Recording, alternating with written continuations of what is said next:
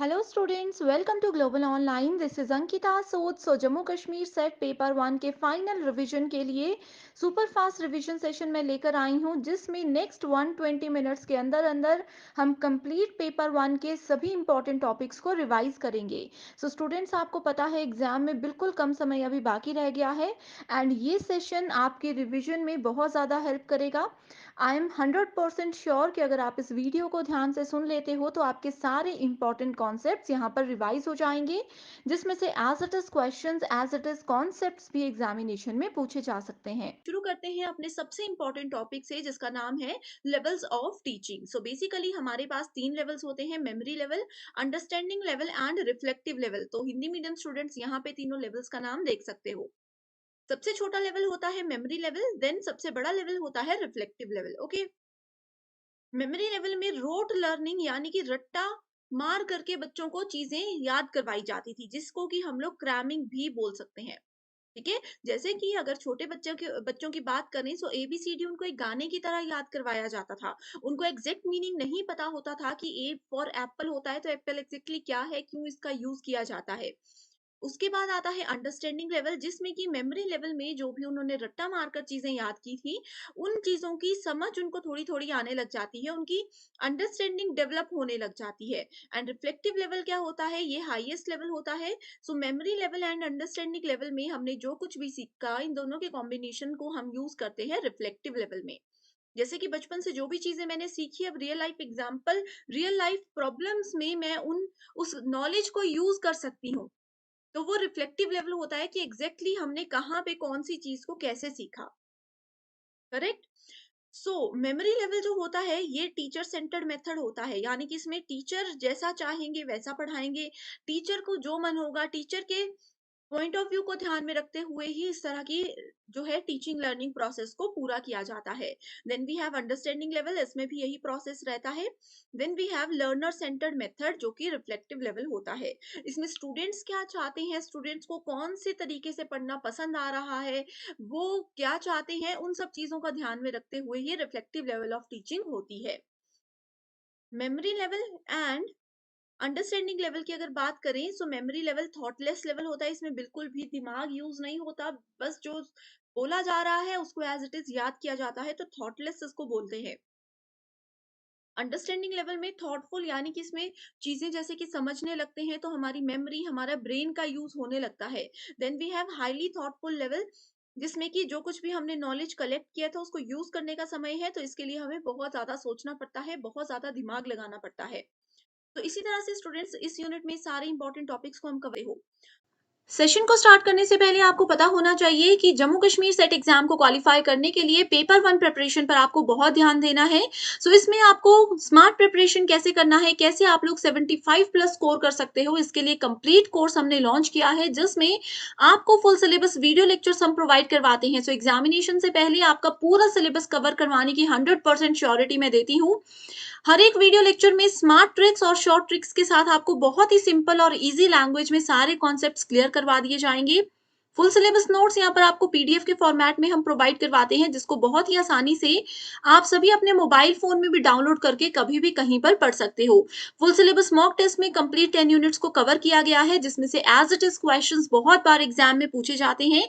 And इस mock test से आपको एक क्लियर आइडिया ये भी हो जाएगा कि किस लेवल के क्वेश्चंस इस पेपर में पूछे जाते हैं। इसके अलावा previous year questions with solution हम आपको देते हैं, जिससे आपको ये भी पता चल जाएगा कि काफी सारे क्वेश्चंस एग्जाम में रिपीट होते हैं, कैसे आपने करेक्ट आंसर को आइडेंटिफाई करना है और एग्जाम का क्या लेवल है। इसके अलावा 2000 प्लस एमसीक्यू क्वेश्चन बैंक, जिसमें हर एक क्वेश्चन के सॉल्यूशन के साथ आपको डिटेल में एक्सप्लेनेशन भी प्रोवाइड करवाई जाती है। एंड अगर आपके कोई कॉन्सेप्ट क्लियर नहीं है तो 2000 एमसीक्यू पीडीएफ में आपके वो कॉन्सेप्ट भी बिल्कुल क्लियर हो जाएंगे, इस चीज की भी मैं आपको श्योरिटी देती हूँ। सो गिवन व्हाट्सएप नंबर्स पर आप जल्दी से कांटेक्ट कर लीजिए। इसको ज्वाइन करने के लिए सिर्फ आपको एक ही बार फीस देनी है, वो भी सिर्फ 2000 रुपए। जब तक आपका ये एग्जाम नहीं हो जाता तब तक आप इस कोर्स का बेनिफिट उठा सकते हो, सिर्फ एक ही बार ये फीस आपको देनी है। इसके अलावा फ्री वीडियोस चाहते हो, कोर्स की फीस पे करने से पहले एक्सेस चाहते हो, तो आप लोग ग्लोबल ऑनलाइन ऐप को डाउनलोड कर लीजिए। ऐप डाउनलोड करने के बाद स्टोर सेक्शन पे आपको सर्च बार में कोर्स का नाम लिखना है, कोर्स का ओवरव्यू आपके सामने आ जाएगा। यहाँ पर आप इसका पूरी जानकारी ले सकते हो। कंटेंट सेक्शन पर क्लिक करोगे तो आपके सामने पेपर 1 का कंप्लीट सिलेबस है, मॉक टेस्ट है, 2000 एमसीक्यू पीडीएफ है एंड यहाँ पर आप देख सकते हो यूनिट वाइज फ़ोल्डर्स हैं जिसमें आपको टेस्ट भी मिल जाएँगे, वीडियो लेक्चर्स भी मिल जाएँगे और एक पीडीएफ फाइल मिल जाएगी जिसमें कंप्लीट आपको यहाँ पर नोट्स हम प्रोवाइड करवाते हैं इंग्लिश एंड हिंदी दोनों ही लैंग्वेजेज़ में। जैसे अगर हम रिसर्च की बात करें, आप देख सकते हो थियरी लेक्चर्स अवेलेबल हैं, एमसीक्यूज़ लेक्चर्स अवेलेबल हैं, नोट्स और टेस्ट सीरीज़ यहाँ पर हम आपको एग्ज़ाम के लेवल के हिसाब से प्रोवाइड करवाते हैं। सो आज ही गिवन व्हाट्सएप नंबर्स पर जल्दी से कॉन्टैक्ट कीजिए एंड द कोर्स का बेनिफिट उठाइए। तो डायरेक्टली बढ़ते हैं अपने अगले टॉपिक की ओर जिसका नाम है ब्लूम्स टैक्सोनॉमी। यानी कि ब्लूम का वर्गीकरण। ये टॉपिक बहुत इंपॉर्टेंट है, कोई भी शिफ्ट में एनटीए इसको मिस नहीं करता। सो ब्लूम्स की टेक्सोनॉमी के अकॉर्डिंग हमारे डोमेन्स को 3 सेक्शंस में डिवाइड किया गया है। पहला है कॉग्निटिव डोमेन जिसको कि रिवाइज्ड कॉग्निशन डायमेंशन लिखा गया है। इसको डायरेक्टली आप लोग कॉग्निटिव डोमेन के नाम से भी जान सकते हो, ठीक है। सेकंड है साइकोमोटर डोमेन, तीसरा है अफेक्टिव डोमेन। तो कॉग्निटिव डोमेन में हमारे पास 6 स्टेप्स होते हैं। इन स्टेप्स का नाम आपको याद रखने हैं, इनका सीक्वेंस आपको याद रखना है। ओके, तो सबसे पहली चीज क्या आ जाती है? सबसे पहली चीज आती है create, evaluate, analyse, apply, understand and remembering. Correct. So smallest level क्या होता है? Creating level, then we have evaluating. यहां से थोड़ा सा आप इस तरह से देख सकते हो। सबसे पहला लेवल होता है remembering, then we have understanding, then we have application, then we have analysing, then we have evaluating and creating. अब देखो किसी चीज को मैंने याद कर लिया, मान लीजिए कि मैं पॉट बनाना सीख रही हूँ, मिट्टी के मटके बनाना सीख रही हूँ। मैंने सिर्फ अभी किसी को बनाते देखा, प्रोसेस मैंने याद कर लिया। उसके बाद एग्जैक्टली वो मिट्टी कैसे बनानी है, उसमें क्या क्या चीजें मिलाई जाएंगी, वो सब चीजें अगर मैं समझ गई तो वो आ गया अंडरस्टैंडिंग लेवल। देन उस चीज को अप्लाई करना, जो कुछ मैंने अंडरस्टैंडिंग लेवल में सीखा, रिमेम्बरिंग लेवल में सीखा, उसको अप्लाई करना इस अप्लाइंग लेवल। ठीक है, उसके बाद उसको एनालाइज करना कि जो चीजें मैंने बनाई वो सही बन रही हैं कि नहीं बन रही है, उस चीज को मैं एनालाइज करती रहूंगी। एंड देन इवेल्युएटिंग, मैंने अपने आप को अपना मूल्यांकन करना है कि 10 में से कितने नंबर मैं अपने बनाए हुए पॉट को दूंगी। तो मान लीजिए अभी तक मैंने इस तरह से एक सिंपल सा फ्लावर पॉट बनाना सीख लिया था, इवेल्युएट कर दिया, उसके बाद मैं क्रिएटिंग फेज में आऊंगी जहां पे ये हो सकता है कि अब मेरे को पूरा प्रोसेस, ये वाला पूरा प्रोसेस पता चल गया। अब क्रिएटिंग फेज में हम क्या करते हैं, ये रिफ्लेक्टिव फेज की तरह होता है कि एक बार हमने सब सीख लिया, मैं डिफरेंट डिफरेंट शेप के इस तरह से पॉट बना सकती हूँ। प्रोसेस पता है तो सिर्फ हमें क्या करना है, उसका डिजाइन और शेप चेंज करना है। सो सिमिलरली हमारे पास सेकेंड डोमेन आता है साइकोमोटर डोमेन, जिसमें कि पहला स्टेप है imitation, manipulation, precision, articulation and naturalisation. Imitation मतलब शुरू कर देना, उसमें फिर चेंजेस करना, उसको डिटेल में समझना, उसमें ही थोड़े से बदलाव लाकर उस चीज में और थोड़े से एक्सपेरिमेंट करना, देन वो चीज हमारी इतनी प्राकृतिक हो जाती है हमारे लिए कि वो हम लोगों को फिर इजी लगने लग जाती है, तो दैट इज कॉल्ड नेचुरलाइजेशन।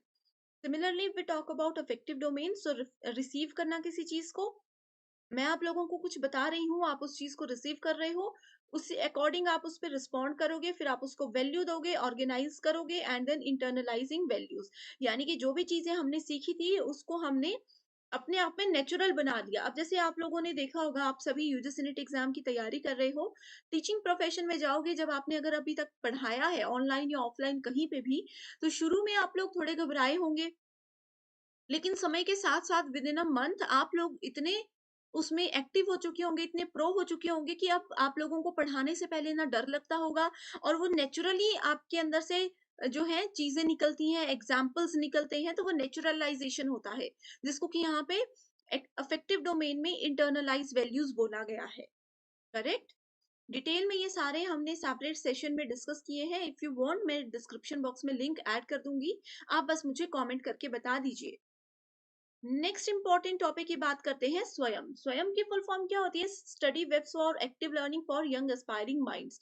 ये क्या है? ये एक ऑनलाइन पोर्टल है जिसमें कि सभी स्टूडेंट्स को फ्री ऑनलाइन एजुकेशन दी जाती है। शिक्षित भारत, उन्नत भारत इसका एक मेजर ऑब्जेक्टिव है। स्वयं पोर्टल जो बनाया गया है, इसका मेजर ऑब्जेक्टिव यही है कि इसमें कोई भी बच्चा कहीं भी बैठ करके, आप चाहे इंडिया के किसी भी कॉर्नर पे हो, आप चाहे वर्ल्ड के किसी भी कॉर्नर पे हो, आप कहीं भी बैठ के पढ़ सकते हो। बस उसके लिए आप लोगों को इंटरनेट कनेक्शन और एक अच्छा मोबाइल लैपटॉप होना चाहिए।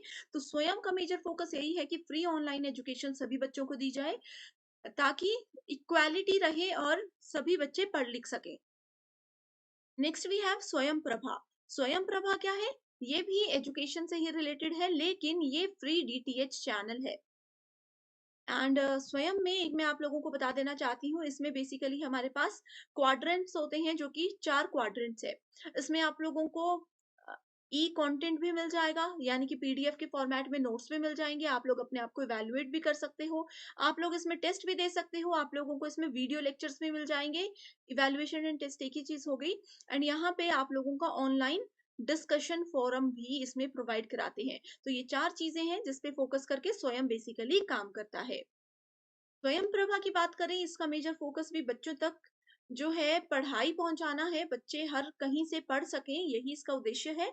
लेकिन ये क्या है, ये एक डीटीएच चैनल है। आप लोगों ने घर में टीवी देखते होंगे, जो फ्री चैनल्स होते हैं, फ्री डिश होती है, आप लोगों ने उसमें बहुत बार ये देखा होगा कि पूरा पूरा दिन जब आप उस चैनल के आसपास से क्रॉस होते होंगे, तो आपने देखा होगा कि वहां पे हर समय टीचर्स पढ़ा ही रहे होते हैं। तो वो स्वयं प्रभा के अंडर चैनल आते हैं। सो इसमें टोटल 34 डीटीएच चैनल है, जो कि डायरेक्टली आप लोग अपने घर पे बैठ के ही एक्सेस कर सकते हो। इसको 19 अक्टूबर 2020 को स्टार्ट किया गया था। अब यहाँ पे स्टूडेंट्स एक होमवर्क क्वेश्चन मैं आपको देती हूँ, जैसे कि स्वयं प्रभा का मैंने आपको बताया कि 19 अक्टूबर 2020 को इसको स्टार्ट किया गया है, वैसे ही स्वयं को कब लॉन्च किया गया? कब लॉन्च किया गया, इसका आंसर आप मुझे कमेंट करके ज़रूर बताइए। इससे क्या होगा, आपका कॉन्सेप्ट भी क्लियर हो जाएगा, आपकी रिवीजन भी हो जाएगी एंड बाकी स्टूडेंट्स को भी आप मदद करोगे। तो स्वयं प्रभा में 24/7 एजुकेशनल चैनल्स में जो है रिपीट होते रहते हैं लेक्चर्स। अब देखो 24/7 का मतलब ये नहीं है कि हर वक़्त वो टीचर्स पढ़ा रहे हैं। ठीक है? तो कई बार वो रिकॉर्डेड सेशंस भी होते हैं, कई बार वो लाइव सेशंस भी होते हैं। तो दिन में एक बार मान लीजिए सुबह 9 बजे से लेकर के 11 बजे तक एक सेशन किसी पर्टिकुलर टीचर ने ले लिया। उसके बाद यही सेशन को पूरा दिन 4 से 5 बार इसी पे रिपीट किया जाता है, कि अगर कई स्टूडेंट सुबह का सेशन अटेंड नहीं कर पाए तो वो शाम को कर सकते हैं, शाम को नहीं कर पाए तो वो रात को कर सकते हैं। तो इसीलिए ये 24/7 प्रोग्राम्स रन होते रहते हैं। एंड इसके लिए सैटेलाइट कौन सा यूज होता है, एग्जाम में ये भी पूछा जाता है। तो जी सैट 15 यानी कि जियो स्टेशनरी सैटेलाइट 15 इसमें यूज होता है। आगे अगर हम बात करें यूजीसी मूक के बारे में, सो मूक क्या है? ये स्वयं का ही एक वर्टिकल है, स्वयं का ही एक सब पार्ट हम इसको बोल सकते हैं। करेक्ट। सो मूक की फुल फॉर्म होती है मैसिव ओपन ऑनलाइन कोर्सेज। इसको याद रख लीजिए, एग्जाम में जरूर आती है। ठीक है, जैसे कि मैंने आपको बताया स्वयं, स्वयं की फुल फॉर्म भी एग्जाम में बहुत बार आती है। इसके कितने क्वाड्रेंट्स है? ठीक है, इसके कितने कोऑर्डिनेटर्स हैं? सो इसके 9 कोऑर्डिनेटर्स हैं, नेशनल कोऑर्डिनेटर्स। मूक की बात नहीं कर रही, स्वयं की ही बात कर रही हूँ। 4 क्वाड्रेंट्स हैं एंड 9 नेशनल कोऑर्डिनेटर्स हैं। राइट। एंड ये क्या है, ये एक वेब बेस्ड प्लेटफॉर्म है which provide unlimited number of students world wide with a chance of distance education with best institutes in the world. So अच्छे से अच्छे इंस्टीट्यूट के टीचर्स, जैसे कि आईआईटीज की बात करें, एनआईटीज की बात करें, आईआईएम, इस तरह के जो टीचर्स होते हैं वो इन पोर्टल्स में पढ़ाते हैं। Established back in 2008 and gained momentum in 2012 as a popular learning tool. So 2008 में इसको बना दिया गया था, लेकिन पॉपुलर ये 2012 में हुआ, उसके बाद से यूज होने लगा। नेक्स्ट इंपॉर्टेंट टॉपिक है इवैल्यूएशन सिस्टम। सो इवैल्यूएशन यानी कि मूल्यांकन करना। जब एक टीचर पढ़ाते हैं स्टूडेंट्स को, उसके बाद एक टीचर स्टूडेंट्स के टेस्ट लेते हैं, चाहे चाहे वो फाइनल एग्जाम है, चाहे वो क्लास टेस्ट है। तो उससे हम क्या करते हैं, किसी एक स्टूडेंट का मूल्यांकन करते हैं कि जो भी हमने पढ़ाया वो उनको क्लियर हुआ कॉन्सेप्ट या फिर नहीं हुआ। करेक्ट। सो इसी तरह से यहाँ पे मूल्यांकन जो है बहुत इंपॉर्टेंट होता है, अगर हम अपनी टीचिंग को और लर्निंग को इफेक्टिव बनाना चाहते हैं, बेहतर बनाना चाहते हैं। तो evaluation is the process of gathering and interpreting evidence on changes in the behavior of the students as they progress through schools। Simple सी लैंग्वेज में बोलते हैं कि बच्चों के व्यवहार में जो परिवर्तन आते हैं, बच्चे जो चीजें सीखते हैं क्लास में, उसको चेक करना बहुत जरूरी है। अगर इवैल्यूएशन ही नहीं होगा, अगर फाइनल एग्जाम या क्लास टेस्ट ही नहीं होंगे, तो एक टीचर को कैसे पता लगेगा कि वो बच्चा समझ रहा है? नहीं तो बच्चे तो सुनेंगे ही नहीं क्लास में। ठीक है। सो कोठारी कमीशन के अंदर इवैल्यूएशन की एक इंपॉर्टेंट डेफिनेशन दी गई है, जिसमें कहा गया है evaluation is a continuous process, it forms an integral part of total system of education and is intimately related to educational objectives. इसका एजुकेशनल ऑब्जेक्टिव्स होते हैं The techniques of evaluation are means of collection evidences about the student's development in desirable direction, यानी कि किसी भी वांछित दिशा में, किसी भी जरूरी दिशा में स्टूडेंट की कितनी डेवलपमेंट है, किस सब्जेक्ट में उनका इंटरेस्ट ज्यादा है या कम है, वो सब जानने के लिए भी इवैल्यूएशन बहुत जरूरी होता है। सो ये इवैल्यूएशन का बेसिक इंट्रोडक्शन था। इसके बाद आते हैं टाइप्स पे, जो कि बहुत ज्यादा इंपॉर्टेंट है। तो टाइप्स में अकॉर्डिंग टू इसको जो डिफरेंट सेक्शंस में डिवाइड किया गया है वो इंपॉर्टेंट नहीं है, बाकी के टाइप्स इंपॉर्टेंट है। ठीक है। सो फॉर्मेटिव एंड समेटिव यहाँ पे देख सकते हो रिपीटेड है, तो हम वन बाय वन बात करेंगे। सबसे बेसिक आता है प्लेसमेंट। प्लेसमेंट आप लोगों ने सुना होगा कि किसी भी, मान लीजिए कि मैंने एमबीए कर ली, उसके बाद मुझे बोला जाता है कि आपकी कैंपस प्लेसमेंट होगी, यानी कि कैंपस से ही मुझे अपनी क्वालिटीज, अपनी एजुकेशनल बैकग्राउंड के हिसाब से किसी कंपनी में नौकरी दिलवाई जाएगी। तो ये होता है प्लेसमेंट। तो इसमें क्या होता है, किसी किसी पर्सन को, किसी बच्चे को हम किस प्लेस पर पहुंचा रहे हैं, दैट इज कॉल्ड प्लेसमेंट। अब कोई बच्चा है जिसका मैथमेटिक्स बहुत अच्छा है लेकिन वो ड्राइंग डांसिंग में अच्छा नहीं है, तो उस बच्चे को हम ये बोलेंगे कि आप आगे जाकर के मैथमेटिक्स में कुछ अच्छा कर सकते हो। बाकी कुछ स्टूडेंट्स ऐसे हैं, मान लीजिए, जो कि मैथ्स इंग्लिश साइंस इसमें बहुत बेकार है लेकिन डांसिंग में बहुत अच्छे हैं, तो उनको हम उस जगह पे प्लेस कर सकते हैं कि आप उस चीज पे ज्यादा फोकस करो। Then we have formative evaluation. तो फॉर्मेटिव से जानने से पहले मैं आपको डायग्नोस्टिक बता देना चाहती हूँ। डायग्नोस का मतलब होता है फाइंड आउट करना, कि कोई बच्चा अगर हमें देखना है कि वो किस चीज में अच्छा है, कैसे वो रिस्पॉन्ड करता है किसी पर्टिकुलर फील्ड में जा करके, तो वो सब चीजें अगर हमें देखनी है तो उसके लिए डायग्नोस्टिक इवैल्यूएशन जरूरी होता है। अगले जो चार टाइप्स है, formative, summative, norm referenced and criterion referenced, these four are very important, हर साल पूछे जाते हैं। सो फॉर्मेटिव की बात करें, जो हमारे फॉर्मेटिव की बात करें, अब जैसे देखो सेशन है, सेशन में मैं क्या कर रही हूँ, बीच बीच में आप लोगों को कुछ होमवर्क क्वेश्चंस दे रही हूँ। इन होमवर्क क्वेश्चंस का क्या बेनिफिट है कि आप लोगों का मुझे पता चलेगा कि कितने बच्चे एक्टिवली मेरी क्लास में कॉन्सेप्ट को सुन रहे हैं। करेक्ट। सो ये होता है होमवर्क क्वेश्चन का बेनिफिट। सो इसी तरह से स्टूडेंट्स, फॉर्मेटिव इवैल्यूएशन होता है ऑफलाइन क्लास में भी। टीचर कई बार क्लास के एंड में स्टूडेंट्स को पूछ लेते हैं कि हाँ भाई बताओ, आज हमने क्लास में क्या पढ़ा, या फिर बताओ आपको आज कितना समझ आया, या छोटी छोटी जो क्वेश्चंस क्लास के एंड में या क्लास के बीच में पूछे जाते हैं, वो फॉर्मेटिव इवैल्यूएशन होते हैं। Then we have summative evaluation. Summative word आप याद रख सकते हो समरी से। समरी का मतलब क्या होता है, किसी भी चीज के एंड में कुछ कैलकुलेट करना। जो हमारे फाइनल एग्जाम होते हैं, चाहे वो सेमेस्टर के हैं या फिर एनुअल एग्जामिनेशन होते हैं, उन सब चीजों से जो एक स्टूडेंट का पूरे साल का या पूरे 6 महीने का हमें नॉलेज पता चलता है, या उन्होंने कितनी एक्टिवली क्लास में चीजों को सुना, ये पता चलता है, तो वो होता है समेटिव इवैल्यूएशन। मतलब पूरे सेशन के एंड में अगर हम किसी को इवैल्यूएट करते हैं लॉन्गर पीरियड ऑफ टाइम के बाद, सो वो समेटिव के अंदर आता है। Then we have norm referenced and criterion referenced. So norm reference क्या होता है? नॉर्म का मतलब होता है रूल्स। ठीक है, नॉर्म का मतलब क्या होता है, रूल्स होता है। एंड क्राइटेरिया यानी कि हमने यहाँ पे कोई मान, इसको आप इस तरह से लिख सकते हो, मानदंड को सेट कर दिया। तो नॉर्म रेफरेंस में क्या होता है, एक बच्चे की परफॉर्मेंस को बाकी के सभी बच्चों की परफॉर्मेंस के साथ कंपेयर किया जाता है। आप लोगों ने ये सुना होगा, बचपन में बोला जाता है कि देखो आपकी क्लास के बाकी के फ्रेंड्स आपके कितना अच्छा स्कोर कर रहे हैं लेकिन आपका नहीं हो पाया। तो इसमें क्या हुआ, एक बच्चे को दूसरे के साथ कंपेयर किया गया।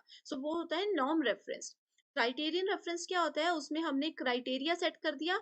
जैसे कि मैं अगर बोलती हूँ कि 50% से ज्यादा जिस बच्चे ने स्कोर कर दिया, वो बहुत ही गुड कैटेगरी के बच्चे होंगे। तो ये हमने क्राइटेरिया सेट कर दिया। 50% से ज्यादा वाले में 50.1 वाले भी होंगे एंड 100% वाले भी होंगे। इसमें हम किसी के साथ किसी को कंपेयर नहीं कर रहे हैं। हमने इसमें क्या किया, सिंपल एक क्राइटेरिया रख दिया कि इससे ज्यादा लेवल के जो बच्चे होंगे, इससे ज्यादा स्कोर वाले जो बच्चे होंगे, उनको हमने गुड कैटेगरी में काउंट करना है, चाहे वो फिर 50.1 वाले हो या फिर 100 वाले हो। तो ये थोड़ा सा कंफ्यूजन इसमें स्टूडेंट्स को होता है, लेकिन मैंने जैसे आपको बताया कि नॉर्म रेफरेंस में एक बच्चे को बाकी सबके साथ कंपेयर किया जाता है, एक बच्चे की परफॉर्मेंस को। फॉर एग्जाम्पल, जैसे कि मान लीजिए एक स्टूडेंट ए है, एक स्टूडेंट बी है। स्टूडेंट्स का अगर हम मैथ का टेस्ट लेते हैं तो ए मैथ्स में बहुत अच्छा है, बी को मैथ पसंद नहीं है। ठीक है। उसके बाद अगर हम लोग डांसिंग की बात करते हैं, तो डांसिंग में ए अच्छा नहीं है, बी बहुत अच्छा है, मतलब नेशनल इंटरनेशनल लेवल तक डांस करके आया है। तो इसमें हमने क्या किया, दो लोगों की क्वालिटीज को कंपेयर किया, दो स्टूडेंट्स के मार्क्स को, दो स्टूडेंट्स की टैलेंट को हम यहाँ पे कंपेयर कर रहे हैं, तो ये किसके अंदर आएगा? ये आ जाएगा आपका नॉर्म रेफरेंस के अंदर। करेक्ट। क्राइटेरियन रेफरेंस में क्या हो गया? हमने क्राइटेरिया रख दिया कि हाँ भाई, जो जो स्टूडेंट्स के जैसे 50% मार्क्स बता दिए, या फिर किसी गेम के लिए अगर हमने किसी स्टूडेंट को सेलेक्ट करना है तो हम बोलेंगे 5 फुट 5 इंच से ज्यादा जिसकी हाइट है वो स्टूडेंट्स को हम सिलेक्ट करेंगे, उससे कम हाइट वालों को हम सिलेक्ट नहीं करेंगे। तो ये एक मानदंड सेट कर दिया। इसके ऊपर कितने भी लोग आ सकते हैं, इसके नीचे कितने भी लोग आ सकते हैं, that is not important here. ठीक है। सो यहाँ पे एक होमवर्क क्वेश्चन है, आप देख सकते हो कि फॉर्मेटिव और इवेल्युएटिव में किस तरह से क्वेश्चंस आते हैं। Formative evaluation tends to accelerate pace of learning. As against summative evaluation, formative evaluation is highly reliable. So बहुत ही बेसिक प्रीवियस ईयर क्वेश्चन है।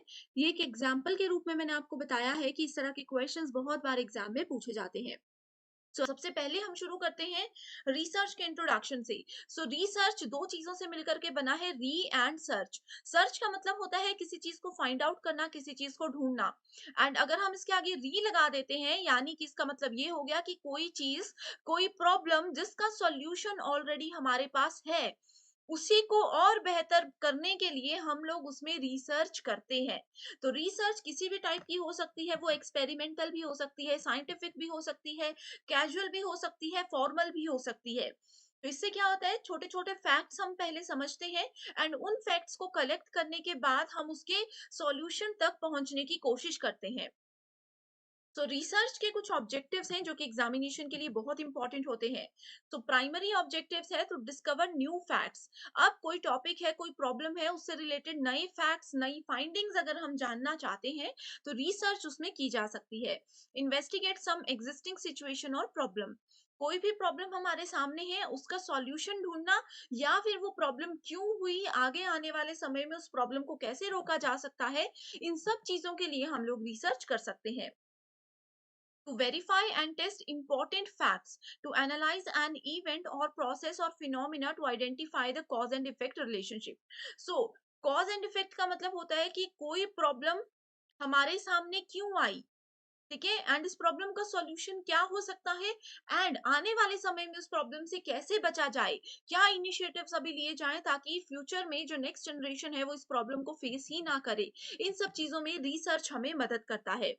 ये हमने अभी तक दो कॉन्सेप्ट्स कर लिए, इंट्रोडक्शन एंड रिव्यू। डायरेक्टली अब बढ़ते हैं अपने अगले टॉपिक की ओर, जिसमें हम देखेंगे कैरेक्टरिस्टिक्स ऑफ रिसर्च, कि एक रिसर्च में कौन कौन से गुण होने चाहिए। तो हिंदी मीडियम स्टूडेंट्स के लिए भी साथ साथ में बताती हूँ।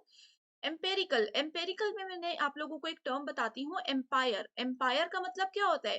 किसी भी मैच में आप लोगों ने एम्पायर देखा होगा, वो क्या होता है? एक सीनियर पर्सन होता है जिनको बहुत ज्यादा एक्सपीरियंस होता है, एंड वो अपनी ऑब्जर्वेशन की मदद से क्या करते हैं, वहां पे आउट है पर्सन या फिर अभी आउट नहीं है, स्कोर वो बताते हैं। ठीक है। यही होता है एम्पेरिकल रिसर्च में, जिसमें कि हम अपने एक्सपीरियंस और ऑब्जर्वेशन की मदद से कुछ रिसर्च करते हैं।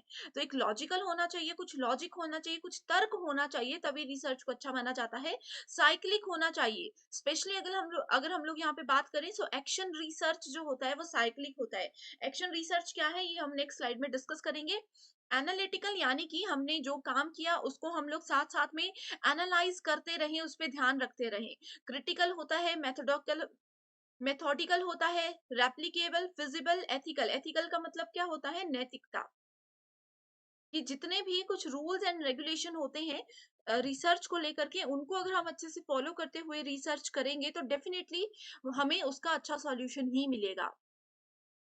नेक्स्ट टॉपिक आ जाता है स्टेप्स इन रिसर्च। रिसर्च में डिफरेंट स्टेप्स होते हैं जो कि अगर हम अच्छे से फॉलो करेंगे तो इजीली विदाउट एनी प्रॉब्लम हम अपने सॉल्यूशन तक पहुंच सकते हैं। पहला स्टेप है आइडेंटिफिकेशन ऑफ रिसर्च प्रॉब्लम। अब देखो, रिसर्च यानी कि अनुसंधान किसी पर्सन को क्यों करना होता है? किसी भी चीज की रिसर्च तब होती है अगर उससे रिलेटेड कोई प्रॉब्लम हमारे पास होगी। अगर मेरे पास कोई प्रॉब्लम ही नहीं है, हमारे पूरे वर्ल्ड में, पूरे इंडिया में या सोसाइटी में कोई प्रॉब्लम ही नहीं है, तो उसका सॉल्यूशन ढूंढेंगे ही क्यों? तो रिसर्च होगी ही नहीं। तो इसीलिए सबसे पहले हमारे पास रिसर्च की प्रॉब्लम होनी चाहिए कि क्या प्रॉब्लम है, क्या समस्या है, ताकि हम उसका सॉल्यूशन ढूँढ सकें। उसके बाद दूसरा स्टेप आता है लिटरेचर रिव्यू, यानी कि सेम प्रॉब्लम से रिलेटेड जो भी पहले साहित्य लिखे गए हैं या फिर किसी और ने उससे रिलेटेड रिसर्च की हुई है, वो हमें पढ़ना बहुत ज़रूरी होता है। क्योंकि कई बार क्या होता है कि मान लीजिए कि एबीसी नाम की कोई प्रॉब्लम है, ये प्रॉब्लम मेरे सामने है एंड मैं सोच रही हूँ कि ये तो बहुत बड़ी प्रॉब्लम है, इसका सॉल्यूशन मैं रिसर्च करके ढूंढ लूंगी। लेकिन अगर हम रिसर्च रिव्यू लिटरेचर रिव्यू कर लेंगे तो हमें पता चल जाएगा कि ऑलरेडी किसी ने इस पे रिसर्च की है या फिर नहीं की है। अगर किसी पर्सन ने इस पे ऑलरेडी रिसर्च की होगी तो उसके लिटरेचर को हम पढ़ेंगे एंड हमें आइडिया हो जाएगा कि उन्होंने इसका सॉल्यूशन ढूंढा था कि नहीं ढूंढा था, उनको इसके दौरान क्या क्या प्रॉब्लम फेस करनी पड़ी थी। Then we have formulation of hypothesis, यानी कि परिकल्पना बना लेना। प्रिपेयरिंग रिसर्च डिजाइन, डेटा को कलेक्ट करना, फिर जो डेटा कलेक्ट किया है उसको एनालाइज करना, अच्छे से विश्लेषण करना, जर्नलाइजेशन एंड इंटरप्रिटेशन, उसके बाद रिपोर्ट बनाना एंड लास्ट में आता है निष्कर्ष यानी कि कंक्लूजन। तो ये आप देख सकते हो रिसर्च के स्टेप से रिलेटेड एक मोस्ट एक्सपेक्टेड क्वेश्चन है जो कि 2023 एग्जाम में जरूर पूछा जाएगा। सो इसका देखो यहाँ पे मैंने 6 ऑप्शंस दिए हैं, आपने बताना है कि इनमें से करेक्ट आंसर कौन सा है। इसका आंसर आप मुझे कमेंट करके बताइए, मैं वहां पर ही आपको बताऊंगी कि ये सही है या गलत है। नेक्स्ट टॉपिक आ जाता है रिसर्च आर्टिकल, यानी कि शोध का आलेख। So research article reports on the results of original research, reviews its contribution to knowledge body in a specific field and publishes it in a peer reviewed journal. Simple सी language में इसको हम समझते हैं। रिसर्च आर्टिकल क्या होता है, इसको हम लोग कई बार एम्पेरिकल और प्राइमरी सोर्स भी बोलते हैं,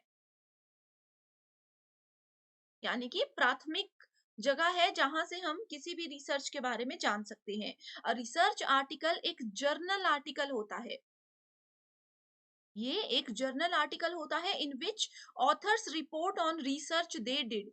अब मान लीजिए मैं क्या कर रही हूँ, मैं रिसर्च कर रही हूँ कोई भी टॉपिक पर, किसी भी सोशल प्रॉब्लम पे मैं रिसर्च कर रही हूँ। अब मैंने अपनी रिसर्च के दौरान क्या क्या किया, क्या प्रॉब्लम मेरे सामने थी एंड कैसे मुझे इसका सॉल्यूशन मिला, इस पे छोटा सा आर्टिकल जो लिखा जाता है वो रिसर्च आर्टिकल के अंदर लिखा जाता है। Research articles are always primary source. Whether or not a research article is peer reviewed depends on journal that publishes it. Okay?